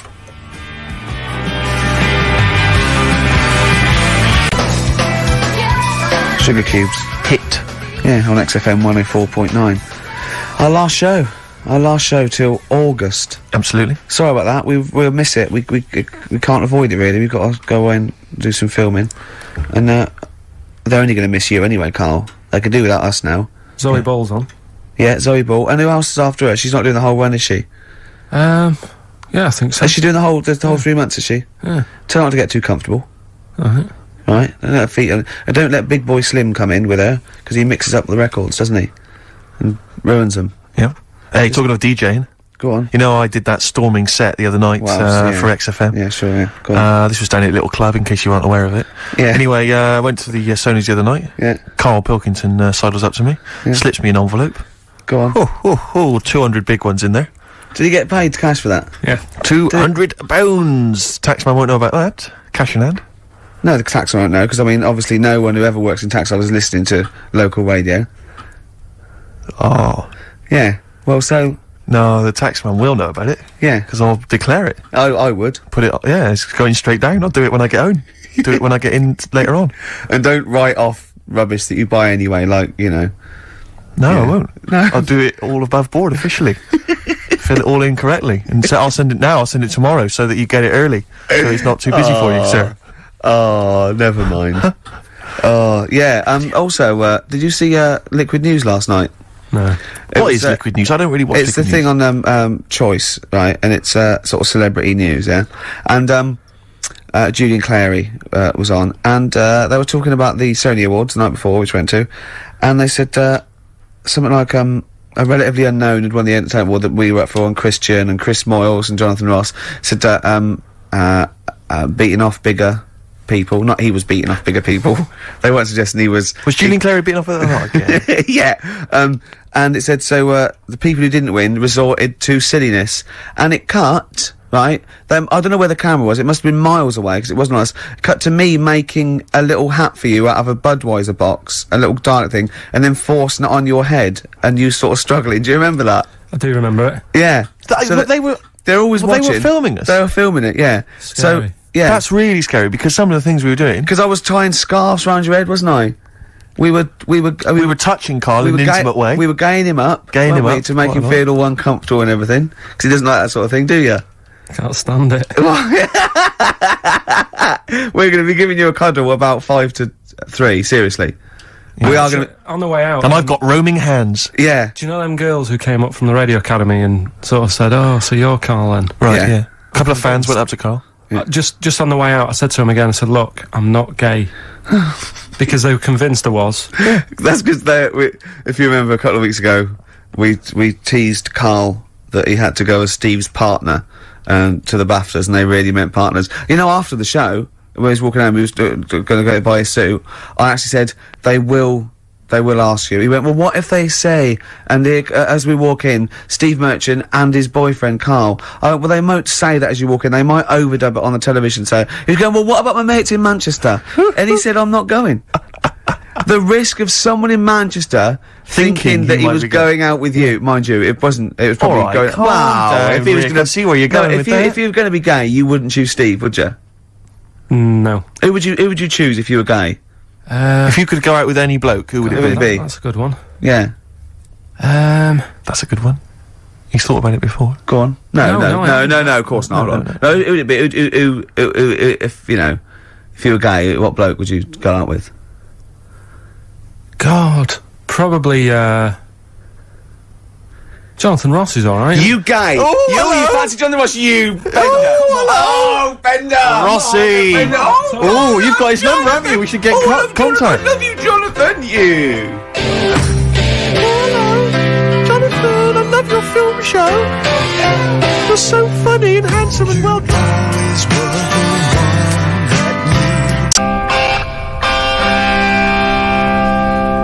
Rock and roll with me, David Bowie, off Diamond Dogs. Another one of my favourite tracks. Cracking. Great track, isn't it? Well, it's time for Karl's Room 101. Karl was too shy to obviously ever do this for real, but we thought that end the run of this with things that Karl hates. Yeah, we know the thing he likes. We know that. So, Karl. Okay. We should just point out that we've been inspired by the TV show Room 101. We didn't come up with this ourselves. Yeah, we did. This is Room 102. Yeah, we'll be Paul Merton, and you be Karl Pilkington. Right. You could chance to banish to Room 101 all those things that you dislike. They're never to be seen again. Will you please welcome Karl Pilkington? All right. Who? How are you doing? All right, Karl. So, what's your first? What does this represent? And imagine me putting some on the table next to you. Go on. Right. Well, first of all, right, it's dead hard to come up with like 5 things that drive you up the wall. Okay. Right. It's not easy because there's so many things. Yeah. But it's just like, you know, picking 5. It's like someone saying pick your 5 favourite records or 5 favourite films. Yeah. So it's hard. So. You know, in Desert Island Discs, where you always get the complete works of Shakespeare in the Bible. Yeah. I think you should include Ricky Gervais. I think you should always be there already in Room 101. They don't have to nominate you. You always go in. Go on then.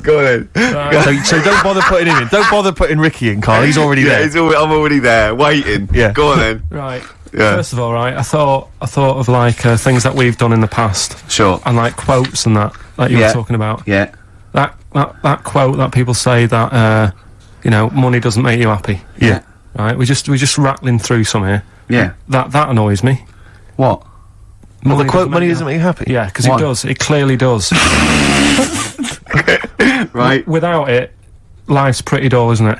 Yeah. Good. Right, so okay. so that's like a little short thing, and you know, then that sort of makes you think about people with money. There was a programme on in the week. I don't know if you saw it, Steve. The one Posh Loaded. That was brilliant, wasn't it? That was a great show. So annoying. Oh yeah. There was a girl on there, right, who's from a rich family and that, and you know, it's not her fault she's from a rich family.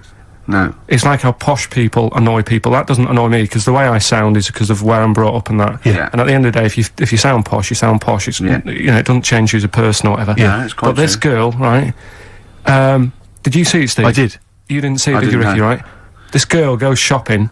She buys like 4 t-shirts and a crappy little handbag. Yeah. Spends about 1,300 quid. And she's just wasting it going, you know, the woman's saying, oh, you'll love these, you know, they're really in fashion. She said, oh, whatever, I'll probably only wear them once anyway. And it's just, that sort of thing annoys me. Yeah. You know, people with money, you know, who have grafted for it are good. But like, you know, people who just get money given to them from the rich parents trying to make the world. There was another point, right, where she's in a shoe shop, right, and she's like got these big boots and stuff. But part of the problem is, right, she's quite odd looking and that, right, but she's got a lot of money, so she makes herself look half decent. Yeah. Problem is, she's got fat ankles. He's got what? Fat ankles. Right. And they drive her up the wall, because no matter, I mean, it's one of them things, isn't it? It's almost like God has gone, yeah, you can have all the toffees and stuff you want, you can have, like, your nice t-shirts, but at the end of the day, love, you're stuck with these ankles, and you can see these... I love the idea of God saying, right, you can have all the toffees you want. Yeah. And you have nice handbags and that, but you're stuck with these ankles. Oh, God. And I really wanted to get a job in that shoe shop where she was going in, blowing her dad's money, and she was calling up her dad saying, oh, Daddy, is it all right if, you know, I'm just out shopping, I've just bought some shoes that have cost like $1,000, and I really wanted a job in that shoe shop, just so I could sit there, and when she comes in, you go, oh, hello, love, whatever her name is, lovely to see you here again, got some lovely new shoes in, look at these nice new boots, everyone's wearing them, Victoria Beckham, and, you know, all the it girls are wearing them, yeah, try them on. Oh, you can't, because your ankles are so fat, you can't get into these. Never mind, here's some boots. She really annoyed me, and I'm not a nasty person.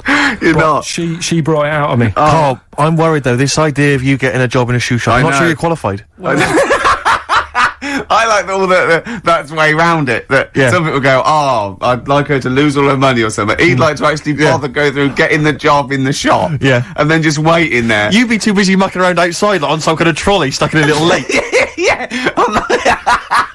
But interestingly, in that show, I was watching that show, and at one point, you mentioned that her fat heels or her fat ankles. Yeah. She said, I'd like to have various changes to my body. I know, plastic surgery. I'd like to do this to my face and da-da-da-da. And her mum's there, and her mum's going, no, don't be so. That's how. No, you're my daughter. You're beautiful. Da-da-da-da. No, you shouldn't. I'm not going to let you have those. Da-da-da. She went, I'd love to have an operation on my fat ankles. Her mum went, yeah, I do agree with that. What kind of a mother does that? Oh, how bad can fat ankles be? I know. What were these ankles like? Well, tell us, Rick, you must know. No, do you know what I mean? They were like, if you said to a little kid, say a 4-year-old kid, draw a person, they'd draw her legs. Do you know where there's no sort of thin bit, and then it comes out a bit for your knees? Oh, yeah, and then they're to just ankles. It was just like 2 logs. People go and say, I like your new flares. What do you mean flares? They're leggings. Cheeky. Awful, so, you know... It's okay, so you're putting in posh girls with fat ankles. Yeah. Okay, what's your next one on Room 101? Right, another quick one, really. Go on. People in supermarkets. Right. What, the people who serve? Yeah. It's mainly... these shops you get round in London that are like open 24 hours, right? Yeah. You'll go in and you'll buy you know, you don't do your main shop there. It's mainly just little bits in it. Your carton of milk and Sure. maybe a loaf, a couple of balm cakes and that. Yeah. And you go in there. Who still buys balm cakes? Right. Do they have them in London? Yeah. Do you ever ask? Would you be annoyed if they said balm cakes? We don't have those down here. They're rubbish. That's happened before when I asked for gravy and they didn't know what gravy was. When did you ask for gravy? In a chippy. What do you mean? What'd you say? Have you got any gravy? Just because you up north you have chips and pie and gravy on it, and they Yeah. didn't have a clue what I was talking about. Right. Okay. So that annoys me actually. Stick that on the list. Right? But You've got fishmen up north. but listen, right? You'll go. We saw a sign in the north, right? It was a little shop, and the sign said, "We sell bread." And it was handwritten. It was like there was probably like a rush with loads of people in turbans going. What's this bread you talk of? Yeah, little their headscarves, little women running down with their little. Oh, But anyway, these shops, right? So you go in there, getting your stuff, and you'll go up to the till, and they don't say hello to you. They don't sort of smile. They just bleep the stuff through. They don't tell you how much it is. They just sort of expect you to look at the till to see how much it is, so you can get your hand in your pocket, give them the money, they'll give you the change, and they won't say goodbye. Yeah. So it's like they just can't be asked Sure. to have any sort of hello, how are you doing? Yeah. I don't want a big chat. I don't want to know what they're getting up to and Sure. what what the dad does for a living and all that. I just want like, how are you doing? You know, you're well, right? Oh yeah, this bread's popular or whatever. Right, that'll be £5. You need to keep abreast of which breads are selling well. oh, Mother's Pride. That's a good choice. It's 70% of our stock is yours. So that really, even though it is a 24-hour. I'll be honest. I would err on the side of silence, not rudeness. I hate rudeness if they do that, but I would rather. I'd start to go, £1.50, please, and that'll be fine for me. Any more? What it's about like- hello and goodbye? Have a good day. Not in an It American way. doesn't bother me. I prefer people who say "have a nice day" and don't mean it to people who don't say it at all and don't mean it. To be honest, I don't worry about that mock sincerity because I think it. No, it not that. does It's the just job. normal, Yeah. isn't it? It's No, like when- I'm saying I like people who say I don't care. They say, "Oh, nice to see you. Come again. Have a nice day." It doesn't bother me. But a chat. I hate people who think they're the life and soul. No. When I you're going don't for mean like that. I mean fucking like nuts. if you go through a door, you hold it open, you go there, you go. You know what I mean? You expect a thank you. Yeah, that's all. Yeah, and also when do you come in at like a narrow walkway and you're both walking there, and I stop, we'll get out of the way, and they tut like I should have. I want to go. Hold on, look, we're both in the same boat here. Yeah. Why is it me? That annoys me. Where people Oh, think tutting when they're in the wrong. They own the street, or if two people aren't looking where they're going, it's one person's fault. Yeah. That really annoys me. Yeah. So Sorry. that's it really. I mean, I know the 24-hour shops and they're knackered and stuff, but politeness, just to say. Well, it costs nothing, does it? No. So those are your little quick ones. Then we get Those- on to your big to the three, meaty don't we? ones. The big one. Yeah, Should we if you play a want. record and come back to that? I know what you want. I'm talking to Karl Pilkington on room 101 on XFM 104.9. Yeah. What is that? New order. Oh, excellent. Do you know what I mean? It's mad. We were shouting at you then. How loud are those headphones? Pretty loud, but I'm always wearing headphones, so. Yeah, it's but look what I'm doing. This is an old radio trick. You put one earphone over your ear and the other one off, so you can hear people in the room. Hives on What- XFM what do you want? 104.9. What did you want to say? Doesn't matter, Carl. It does. The point is, it could have been important. It could have been a fire. Yeah, anything. when we shout anything, you jump. Yeah. Do you know what I mean? Come on, Carl. Get with the programme, all right? Hey? Right. What other things do you want to put Yes, in sir. room 101? Other than us. Spiders.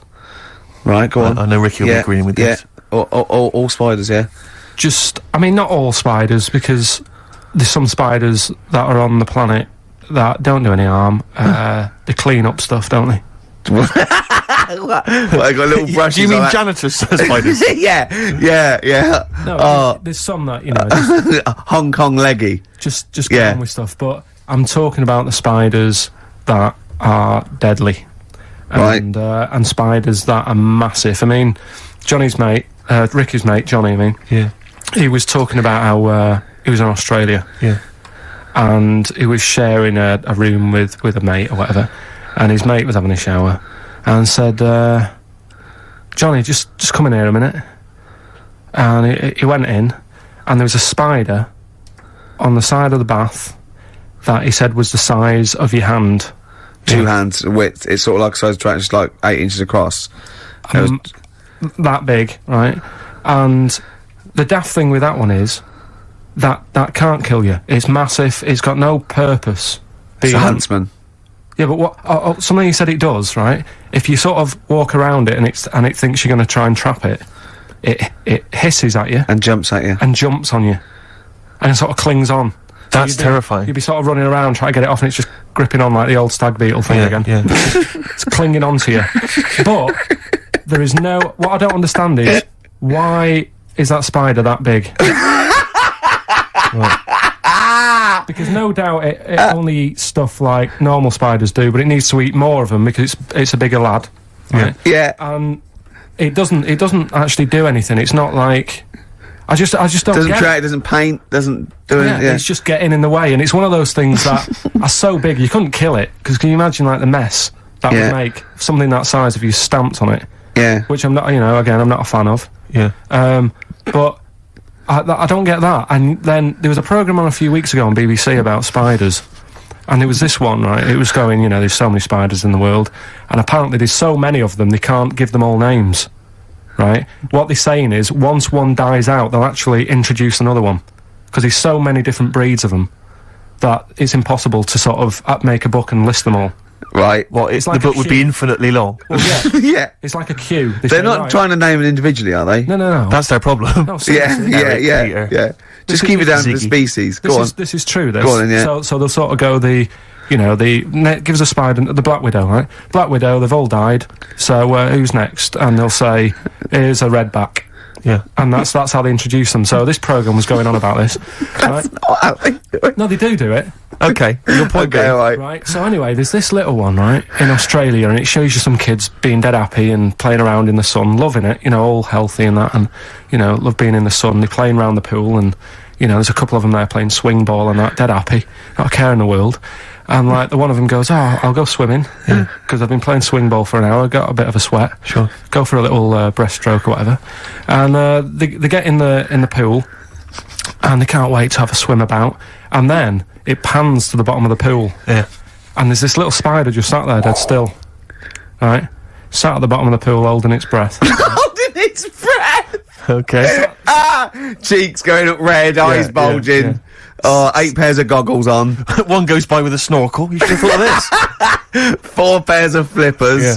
Oh. It's sat there in the deep end, right? And then it pans back to the kids having a good time, chucking a ball to each other. Yeah. I can see what's going to happen here. And it pans back. It's not going to join in the game, is it? No. And what happens is, the kid starts bouncing up and down on the floor. Sure. Goes and sticks the kid goes and puts a foot on the spider. Bites the kid, and apparently, if you're not seen to, you can be dead in 15 minutes. Sorry, why does this spider sit at the bottom of the pool? That's what it likes to do. Animals don't do things they like to do. Animals do things for a reason. Waiting for a kid to come along. So No! It doesn't make any sense. It doesn't make any sense. Well, that's what It's it not. does. It's not. It doesn't go out to murder kids. That's not. That's not what it does. No, there must be a reason.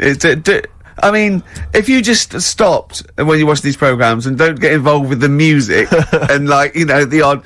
Why does it sit at the bottom of the pool? There must be a reason. It either goes there for protection, food, to cool... It does it for a reason. It doesn't go there to wind up swimmers. Yeah. There must be a reason this. Is it, if anyone's watching, please, if you're watching that programme, I don't know about this spider. What's the name of the spider? I'm not sure. Okay. Well, it did say- 08700 800 1234. Is it the Duncan Goodhue? is it Paul? I mean, I don't know, maybe it does go into other things like ponds and that, and maybe it does the same for ducks if a duck stands on it. But why? The duck stands on it! Why?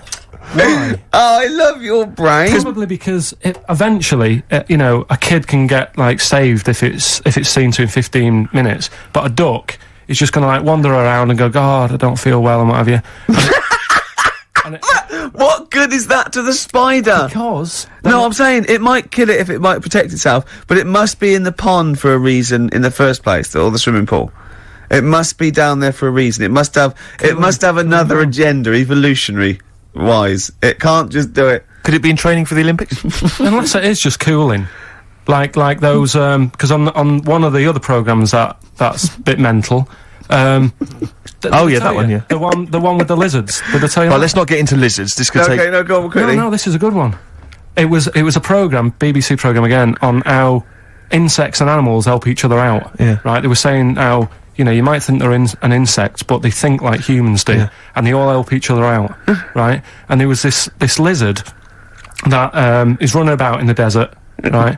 And it's going, God, it's roasting. And what it does, it makes a little hole in the sand, and it goes under the ground and it cools down, right? Yeah. And then you see one of the locals, I think it was in Egypt or something, and the Egypt bloke comes walking along. Egypt bloke. And Is he walking like an Egypt bloke? Walk like an Egypt bloke. and what he does, right, he's looking out for these holes in the ground. Sure. And he sticks his hand in. Yeah.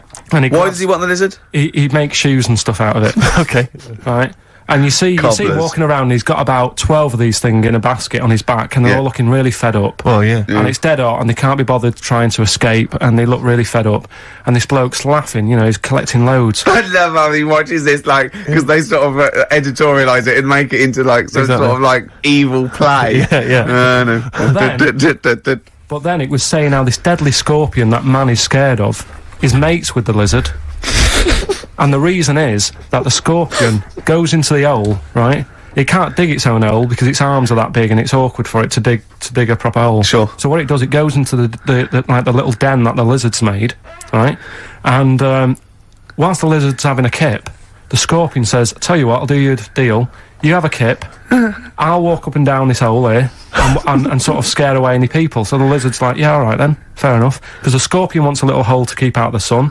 The lizard wants a kip. They've done themselves a little deal. The Egyptian bloke comes walking along, sticks his hand in the hole. Yeah. He thinks he's just going to get a lizard. Scorpion stings him. He runs off, drops the basket. All the lizards go running off. I love the fact that is what always happens. Yeah. They filmed that just by chance, and that's what always happens. I like the fact that the Egyptian bloke has done this every day. He does it. He goes, "Well, okay, I've got all these lizards. I'll just go to this hole again. Yeah. Because I haven't got that lizard yet. Yeah. This will be fine." No, I just think. And you know, when the lizard and the scorpion make that deal, and he says you have a kip, Yeah. and the other one does it, do they talk in Egypt or? I mean, they talk how Egypt do they bloke. how do they discuss? They talk Egypt bloke or this? English bloke. What language do they use, Carl? No, it's the international language of love. But spiders is what you're putting in Real 101. Spiders. Let's go back to that. That's what- Spiders. So spiders So that. basically, spiders that have got the poison to kill a man. Because Rick, I know, because Okay. but Rick, I know what you're. about the ones that are just too big for their own good? Those I are don't understand that either. But Rick, you're scared of all spiders, aren't you? Or even Yeah. the little tiny ones you I find. don't in the like garden. any spiders. Yeah. Is your husband afraid of them as well? Or? Oh dear. Playing here. What are we playing here? Oh, this is Cat Stevens. Silent Sunlight. It's beautiful off Catch Bullet 4 at its peak in the 70s. Silent sunlight. Oh, Cat Stevens. Silent Sunlight. Yep. Carl just had a funny phone call, didn't you? From someone who's telling you all about the little brown. It's called, is it? Little brown, yeah. That's the Yeah. name of the spider that sits in the bottom of the pool. He said it doesn't hold its breath. It's got an air bubble. I didn't think it did hold its breath, to be honest. And then, as you know, Steve was opening a letter we got, and it's a football song, and it's They Don't Like It Up 'Em by the Leatherhead Gimpers. But it's the fact we keep getting sent homemade singles. Wow, that's good, isn't it? Oh, there's another one here. They're both football anthems, though. We don't. Well, do we show any interest in football? Are we? Well, yeah, the World Cup we do, don't we? You're right, Rick. Yeah. Yeah. I've got a bet on as well. Have you? Chelsea to win 2-1. What today? Yeah. And I've got Chelsea to win 2-1, but Henri to score first. And that's something like 30-1 or something. Best luck. Yeah. Best luck. Cheers. Brilliant. Right, so spiders. That's the first one we went on, isn't it? So you rude agree people in supermarkets. Rude people in supermarkets. Spiders that are either have got enough poison to kill a man or are unnecessarily big. Yeah. Yeah. Go on then. Right. Good. Going well. Right. Next one. Yeah. Stars in Their Eyes. Blimey, it's a popular show. You might alienate a lot of people. Stand it. Why? Just, I think, if you've got a talent, right, there's loads of shows now that you can go on and make a killing. Yeah. Like Pop Idol. Yeah. What was the other one? Pop Stars. Yeah. That sort of thing. So, people who will go on Stars in Their Eyes, they want to sort of be famous. Yeah. They want to be a singer. What I don't understand is why go on that show where you do all the hard work, got to do all the graft, Yeah. and yet, even if they win it, you never see him again. The guy who won last year, Christy Berg. Ian Moore. Ian Moore. Before last. Brought us now with his own stuff. Yeah, but, alright. How did it I sell? bet that sold well. Exactly. Don't get it. What I like is when someone doing Edith Piaf like wins a heat, and Matthew goes, "Well, I don't think you'll be going back to the cleaning job, will you?" Yeah, yes, you will. Monday, Almost certainly. Monday. She'll be back there Monday. Just, yeah, and just the way, you know, in like the final last week where the guy who was Elvis won, and they're all I thought he in would there. though. I thought he was very good. No, he was good, but will we see him again? Do you know what I mean? What is his job? I don't know. He'll be carrying on doing that. There's going to be no change to his life whatsoever. He's very good at what he does, but he's wasting his time on Stars in Their Eyes.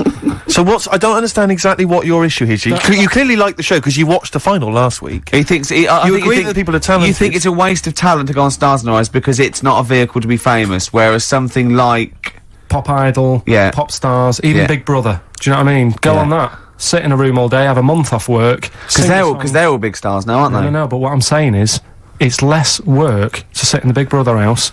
Now and again, just sing a song, and people go, "Oh, isn't he a good singer?" You come out after having a month's rest or whatever it is you're having there. Yeah. You come out, and there's loads of record companies like waiting for you to come out and give you a deal. And what happens then when you get a deal? When you cut a record, what happens to that record then? Then it's either sells or it doesn't. And actually, what happened to it? It didn't sell. No, none of them did. But what I'm saying is, that is a lot easier to do than all the graft that you have to do on Stars in Their Eyes and the pressure. What would you rather do? Buy Craig's Christmas record Yeah. or Ian Moore's classics? Probably Craig, just because the guy on Stars in Their Eyes really thought he was better than Christy Berg. When he was singing, and I think I'm better than Christopher. he was singing, and Christy Berg came walking on, Did he cry? and he didn't stop and go, "Oh, I can't believe it, my big fan." He was sort of carrying on, like, "Don't interrupt me, I'll have a word with you in a bit." You think he should show the man he's actually making a little bit of living off? Yeah. Emulating. A bit of respect. A bit more respect. And the most annoying thing... I imagine them arguing, resting each other's floor saying, "I'm Christa Berg. No, I'm Christa Berg." Like two ventriloquist dummies, just having a fight in the dressing room afterwards. But the most annoying thing of all with Stars in Their Eyes, people who go on and do people like, say like, I think last year, someone went on and did Lamal.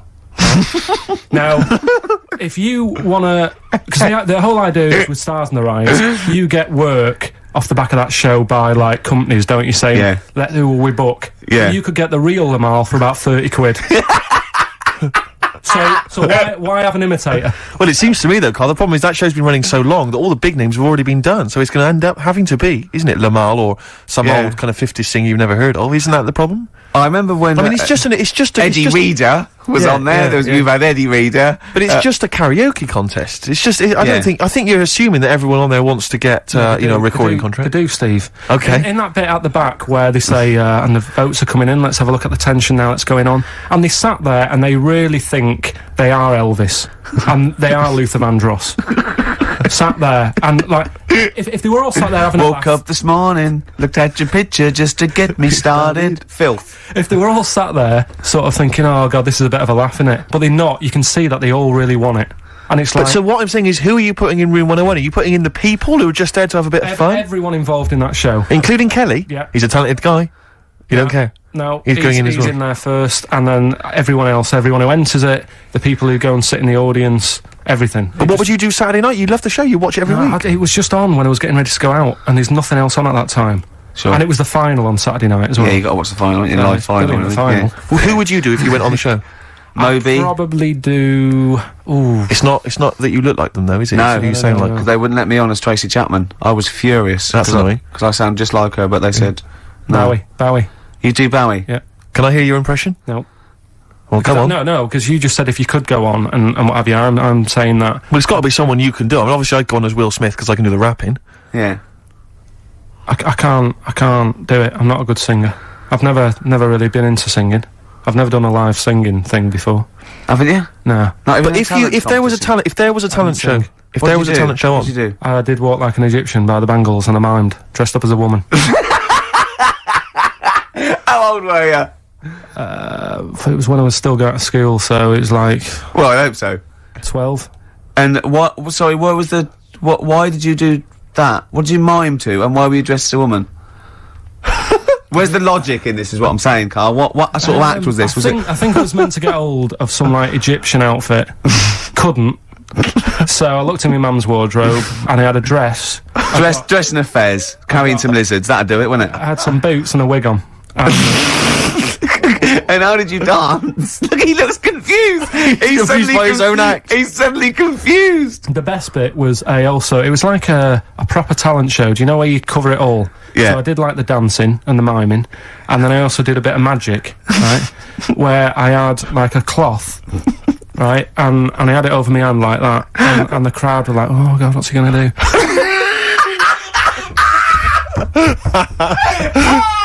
Of course they were. Go on. And what was the trick? They weren't saying that. And the crowd going, oh, what's the great That's one chorus. Ooh, what's he gonna do? Oh, what's the great Pilkington gonna do? So what I did was, I was stood there teasing them, and Teasing the audience. yeah, Yeah. and I pulled I said I'm gonna make a bird appear before your very eyes. Okay. And I pulled the tea towel off, and I just had hold of an egg. And I said, oh, it isn't born yet. They loved it. Did they? He's so proud of that! Look at his Did you come up with that yourself? Yeah. Did you have any help at all? No. It was So you did alright. Walk Like an Egyptian and Dress as a Woman, then you did the egg trick. And then I was also playing like a janitor. Because when the next person was singing, I'd come on and all the electric went off. And I came on going, oh God, has anyone got 50p for the meter? Oh, you're quite a little showman, weren't you? And then like, you know, the Did you win? audience chucked us some money. Yeah. And, Are you sure you weren't actually employed as the janitor? No, did you win? No, I think we came second. This really tarty girl who did Madonna like a virgin, and I thought, yeah, right, like you are.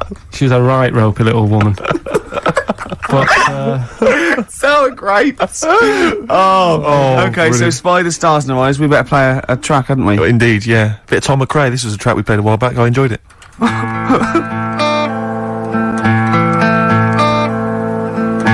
Tom McRae, End of the World News. Yeah, I love that one. I hope you're enjoying the music. We're loving it, aren't we? Indeed. Still to come, we've got another entry to Room 101, Carl's final entry, and then that giveaway, the famous giveaway with Enhance Carl's Life. Can I have some adverts though first, Carl? Because I'm getting a bit fed up. We'll have adverts for a little while.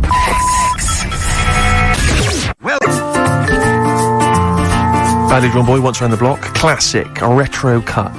Getting a bit sad now, Steve. 20 minutes. Indeed. You're right. I've got so much to say. I've got so much to leave people with about Carl. All the things he's done. Looking back, Carl, do you remember when I put up the waste paper bin on your head? Classic. classic Yeah. time, yeah. Yeah, do you remember that? What did I do to you today? Well, you tried to bring the same memories flooding back to me by putting the same grotty bin on my head. But the annoying thing was, last time I did it was quite a new bin. Yeah. Did it today, it's rank, all sorts of stuff on What it. else did I do when I saw you go around the corner down there? Go on. I went to get the paperwork and that you need to produce the show. Yeah. And came round the corner, Ricky was sort of hiding, and I was concentrating, reading stuff, and he goes, I don't imagine it was as soft and gentle as that. I imagine it was more like... Exactly. Like that. And I tell you what, I nearly exploded because he sort of hopped on one leg, right? And it was he sort of, I don't know why I'm doing this, but he sort of was walking out and on, we're looking down, and I went, and he hopped like that, and his weight was Rest assured, listeners, that if you were here, it's not any funnier than it is if you were listening at home. It's only amusing to Ricky. I'll tell you what, it makes you feel really refreshed. He was going on and having a heart attack like that, and I was nearly having a heart attack laughing, and he went, I feel good now. He said, I can see why people skydive. He said that would be good for people that were ill. Oh, Carl. Did make me feel fresh. How am I gonna live without Carl for 14 weeks? Oh, you'll find other people to irritate. Oh dear. Okay, so right, well, we got this final entry in We 101, but we've also had so many emails and letters about this competition. People trying to bribe you with things. They've been great. Can you read a few of them all? Absolutely, yeah. Well, obviously, this is people are trying to win this bag that we got signed at the BAFTAs. We got Graham Norton, Angus Dayton, Alan Davis, Jamie Theakston, Paul Whitehouse, Baxendale, Helen, Steve Filmich and McFadden, Peter Davison, Simon Pegg, Steve Wright, all different people signing the big bag. Do you know what I think, though? I don't think people want that. I think they want to contribute to Carl's existence. Well, this is I really genuinely think that Carl was sort of, you've only been there, how long have we been doing this now with you, sort of like, in the area? 3 months? Yes. I think you've touched people's lives, Carl. I don't think I've ever met, well, I haven't met you, but I think your soul comes across as like a cross between, I'd put it's like a cross between a cat And Rain Man.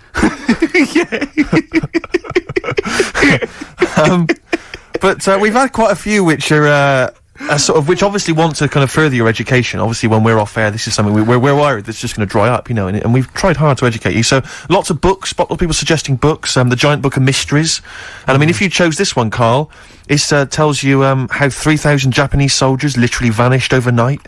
Real life accounts of vampires. The man who planned his own crucifixion. The famous Ghostbuster, Harry Price. And lots of things about spontaneous combustion. Is this the one about the woman with the hairball? That's not got the woman with the hairball in there.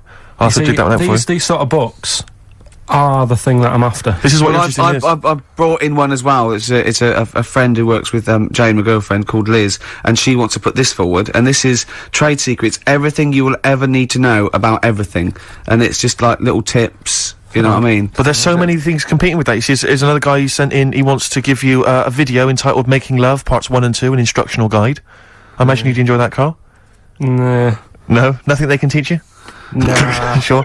The Reader's Digest book of strange stories and amazing facts again, and other stuff here. Why cats have 9 lives, Carl. Well, hang on a minute. Why meteors are likely to destroy Earth in the next 100 years. You're wasting your time. Okay. In this Trade Secrets book, Yeah.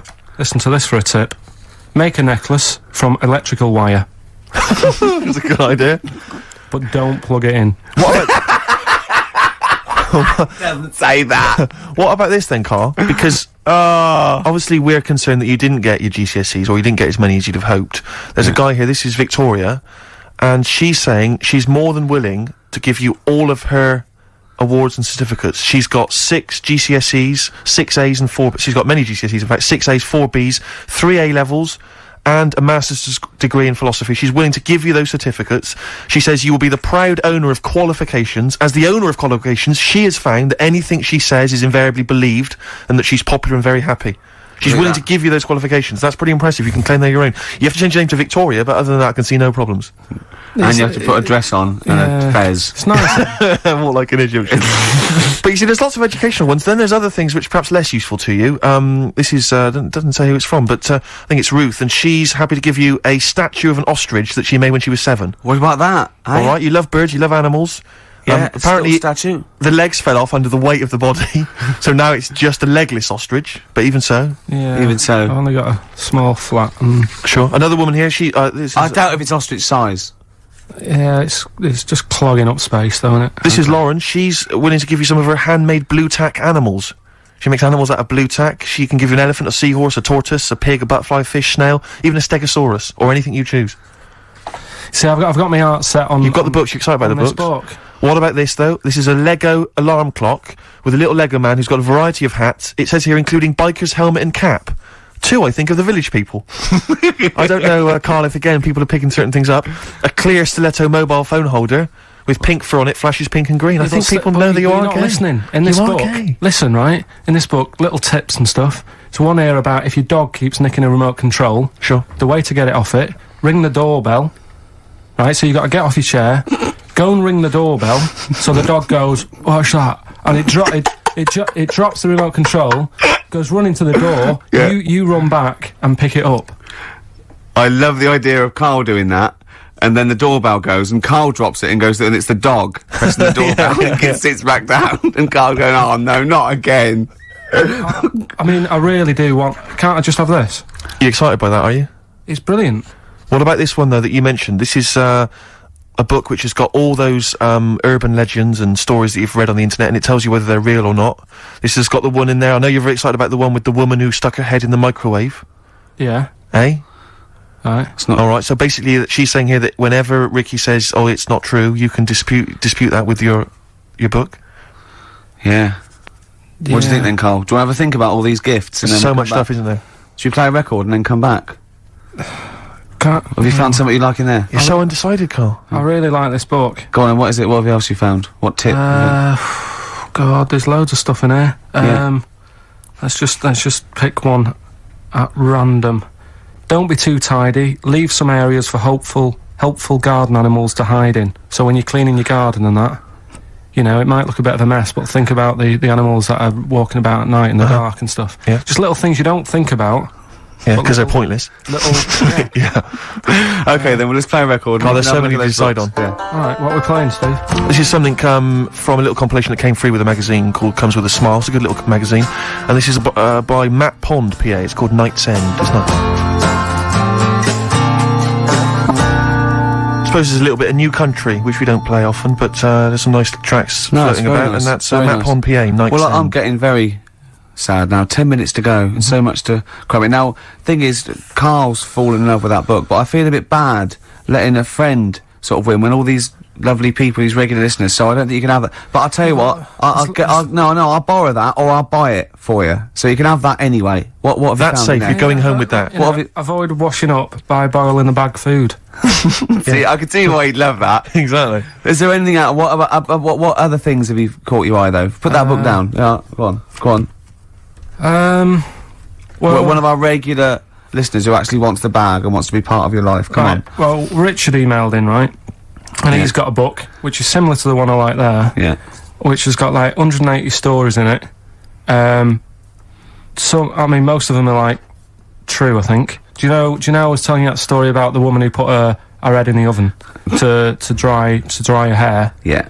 because she liked the way. And she boiled her brain. Yeah, she stuck it in a microwave. Avoid washing your hair by boiling the brain bags. So she put her head in the microwave Yeah. and boiled her brains. Yeah. And boiled her brains Sure. because she thought she'd get the same result as she did from the oven, but it all went wrong and that. And What do you mean? She used to dry hair in the oven, and she just like went modern. Apparently, it's like what punks used to do. You get a different sort of heat off an oven than you do off a hairdryer, right? Sure. So she thought, well, I'll do it in half the time. Use a microwave. Sure.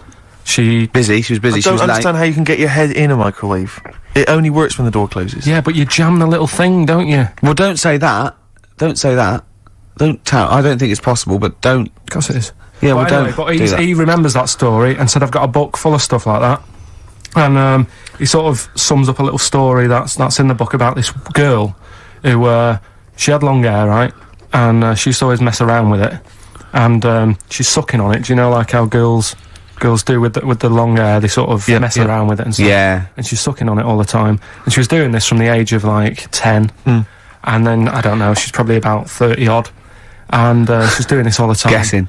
And she goes, oh, God, my belly's hurting today, mum. And she goes, oh, what's wrong with you? I said, I don't know. You're 30. So, so she goes to the doctors, and the doctors do an x-ray, and nothing's coming up. And it's like, I don't know what's wrong with you. You know, you're just being a bit moany about nothing. She's like, no, honestly.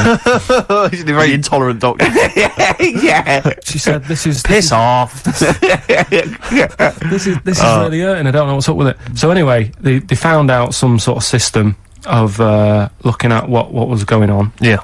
And apparently, X-rays. No, it wasn't X-ray, because X-ray didn't show it up. Okay. It was something else. So, anyway, it's only gone and turned into, like, she's been sucking her air for so many years Sure. that little bits had come off. Sure. She's got a giant air ball in her belly. Wow. Right? Yeah. Which was, like, huge, the size of a rat or something like that, right? The size of a... It's so interesting what he chose. The size of a rat. No. Well, the funny thing is, when they eventually got it out, Yeah. the mum was like, you know, oh, God, it was terrible. And she actually said it looked like a dead rat. Oh. Right. And it was in her belly, and that's, like, what was causing all the pain. Sure. And apparently your belly acids don't kill hairs because they're so fine it can't handle it. Yes. Right. So you reckon- go for that that's- book, are you? that's the one I want, Who's the yeah. winner then? Who's the winner of the lovely BAFTA What's his bag? name there? Richard Scholar, is it, or something? Yeah, Richard, Scular or Scowler Yeah. or something. So He's- he's the winner. So check it out. You're going to get that book coming to you. I'll borrow this book for But you. I need Oh. an email within, like, 5 working days to sort of... So what's your email? It's karl.pilkington at Yeah. xfm.co.uk. Okay, lovely. I want an email from this guy, and I won't be sending the bag out until I receive the goods. Okay, right, good. enough. Well, we've only got a few minutes. I want to play Suede and I want to end with the Smiths track. So let's play this. What is it? Suede, Stay Together. Lovely track. My favourite Suede track of all time. There. Well, we're oh, that's nearly it, Carl. Right, what's your last room 101? Oh, God. It was, holidays. Holidays. Well, You want to put holidays in room 101? people who are sort of annoying on holiday.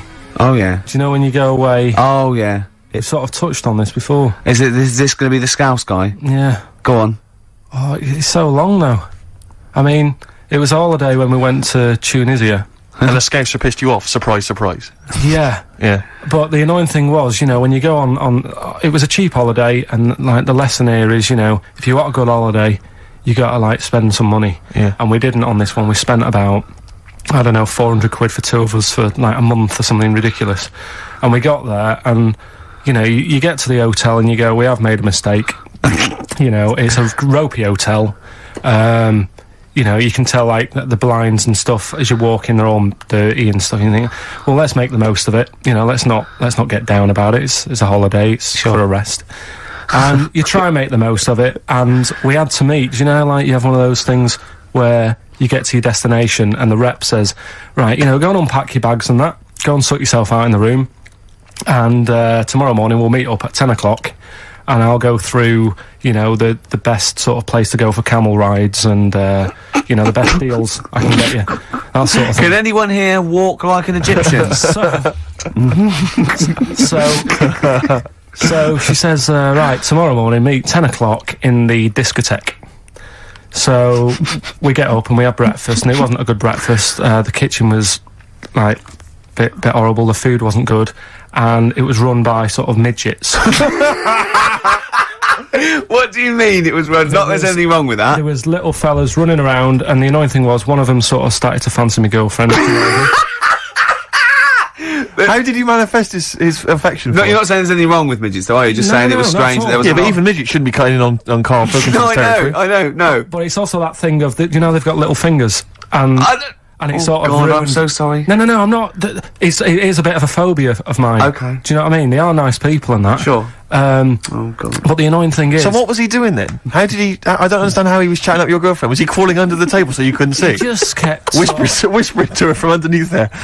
Stop it. Just sort of, you know... Wait, I don't want to get a complaint on our last show. There's not many midgets What's listening. going to happen? Can we just finish this and start up again in a couple of months? Oh, yeah. So if you want to know more about the midget theme restaurants, bit of a then teaser, isn't it? just we'll talk you in 3 months. Yeah. It's just... Oh. It's just... No, that's fair enough, actually. Oh No, you're yeah, absolutely no, right, sorry Karl. about That's your this. producer's head Listen, on. we'll see you in about a really. It's been a pleasure, truly, and thank you for everyone that wrote I've got you a couple letters. of presents. Have you really? Yeah. I've got you both a present, right? Oh, I got Ricky, do you know, like, we've done fables and Yeah, stuff? Right? yeah. This is like Mr. Ben.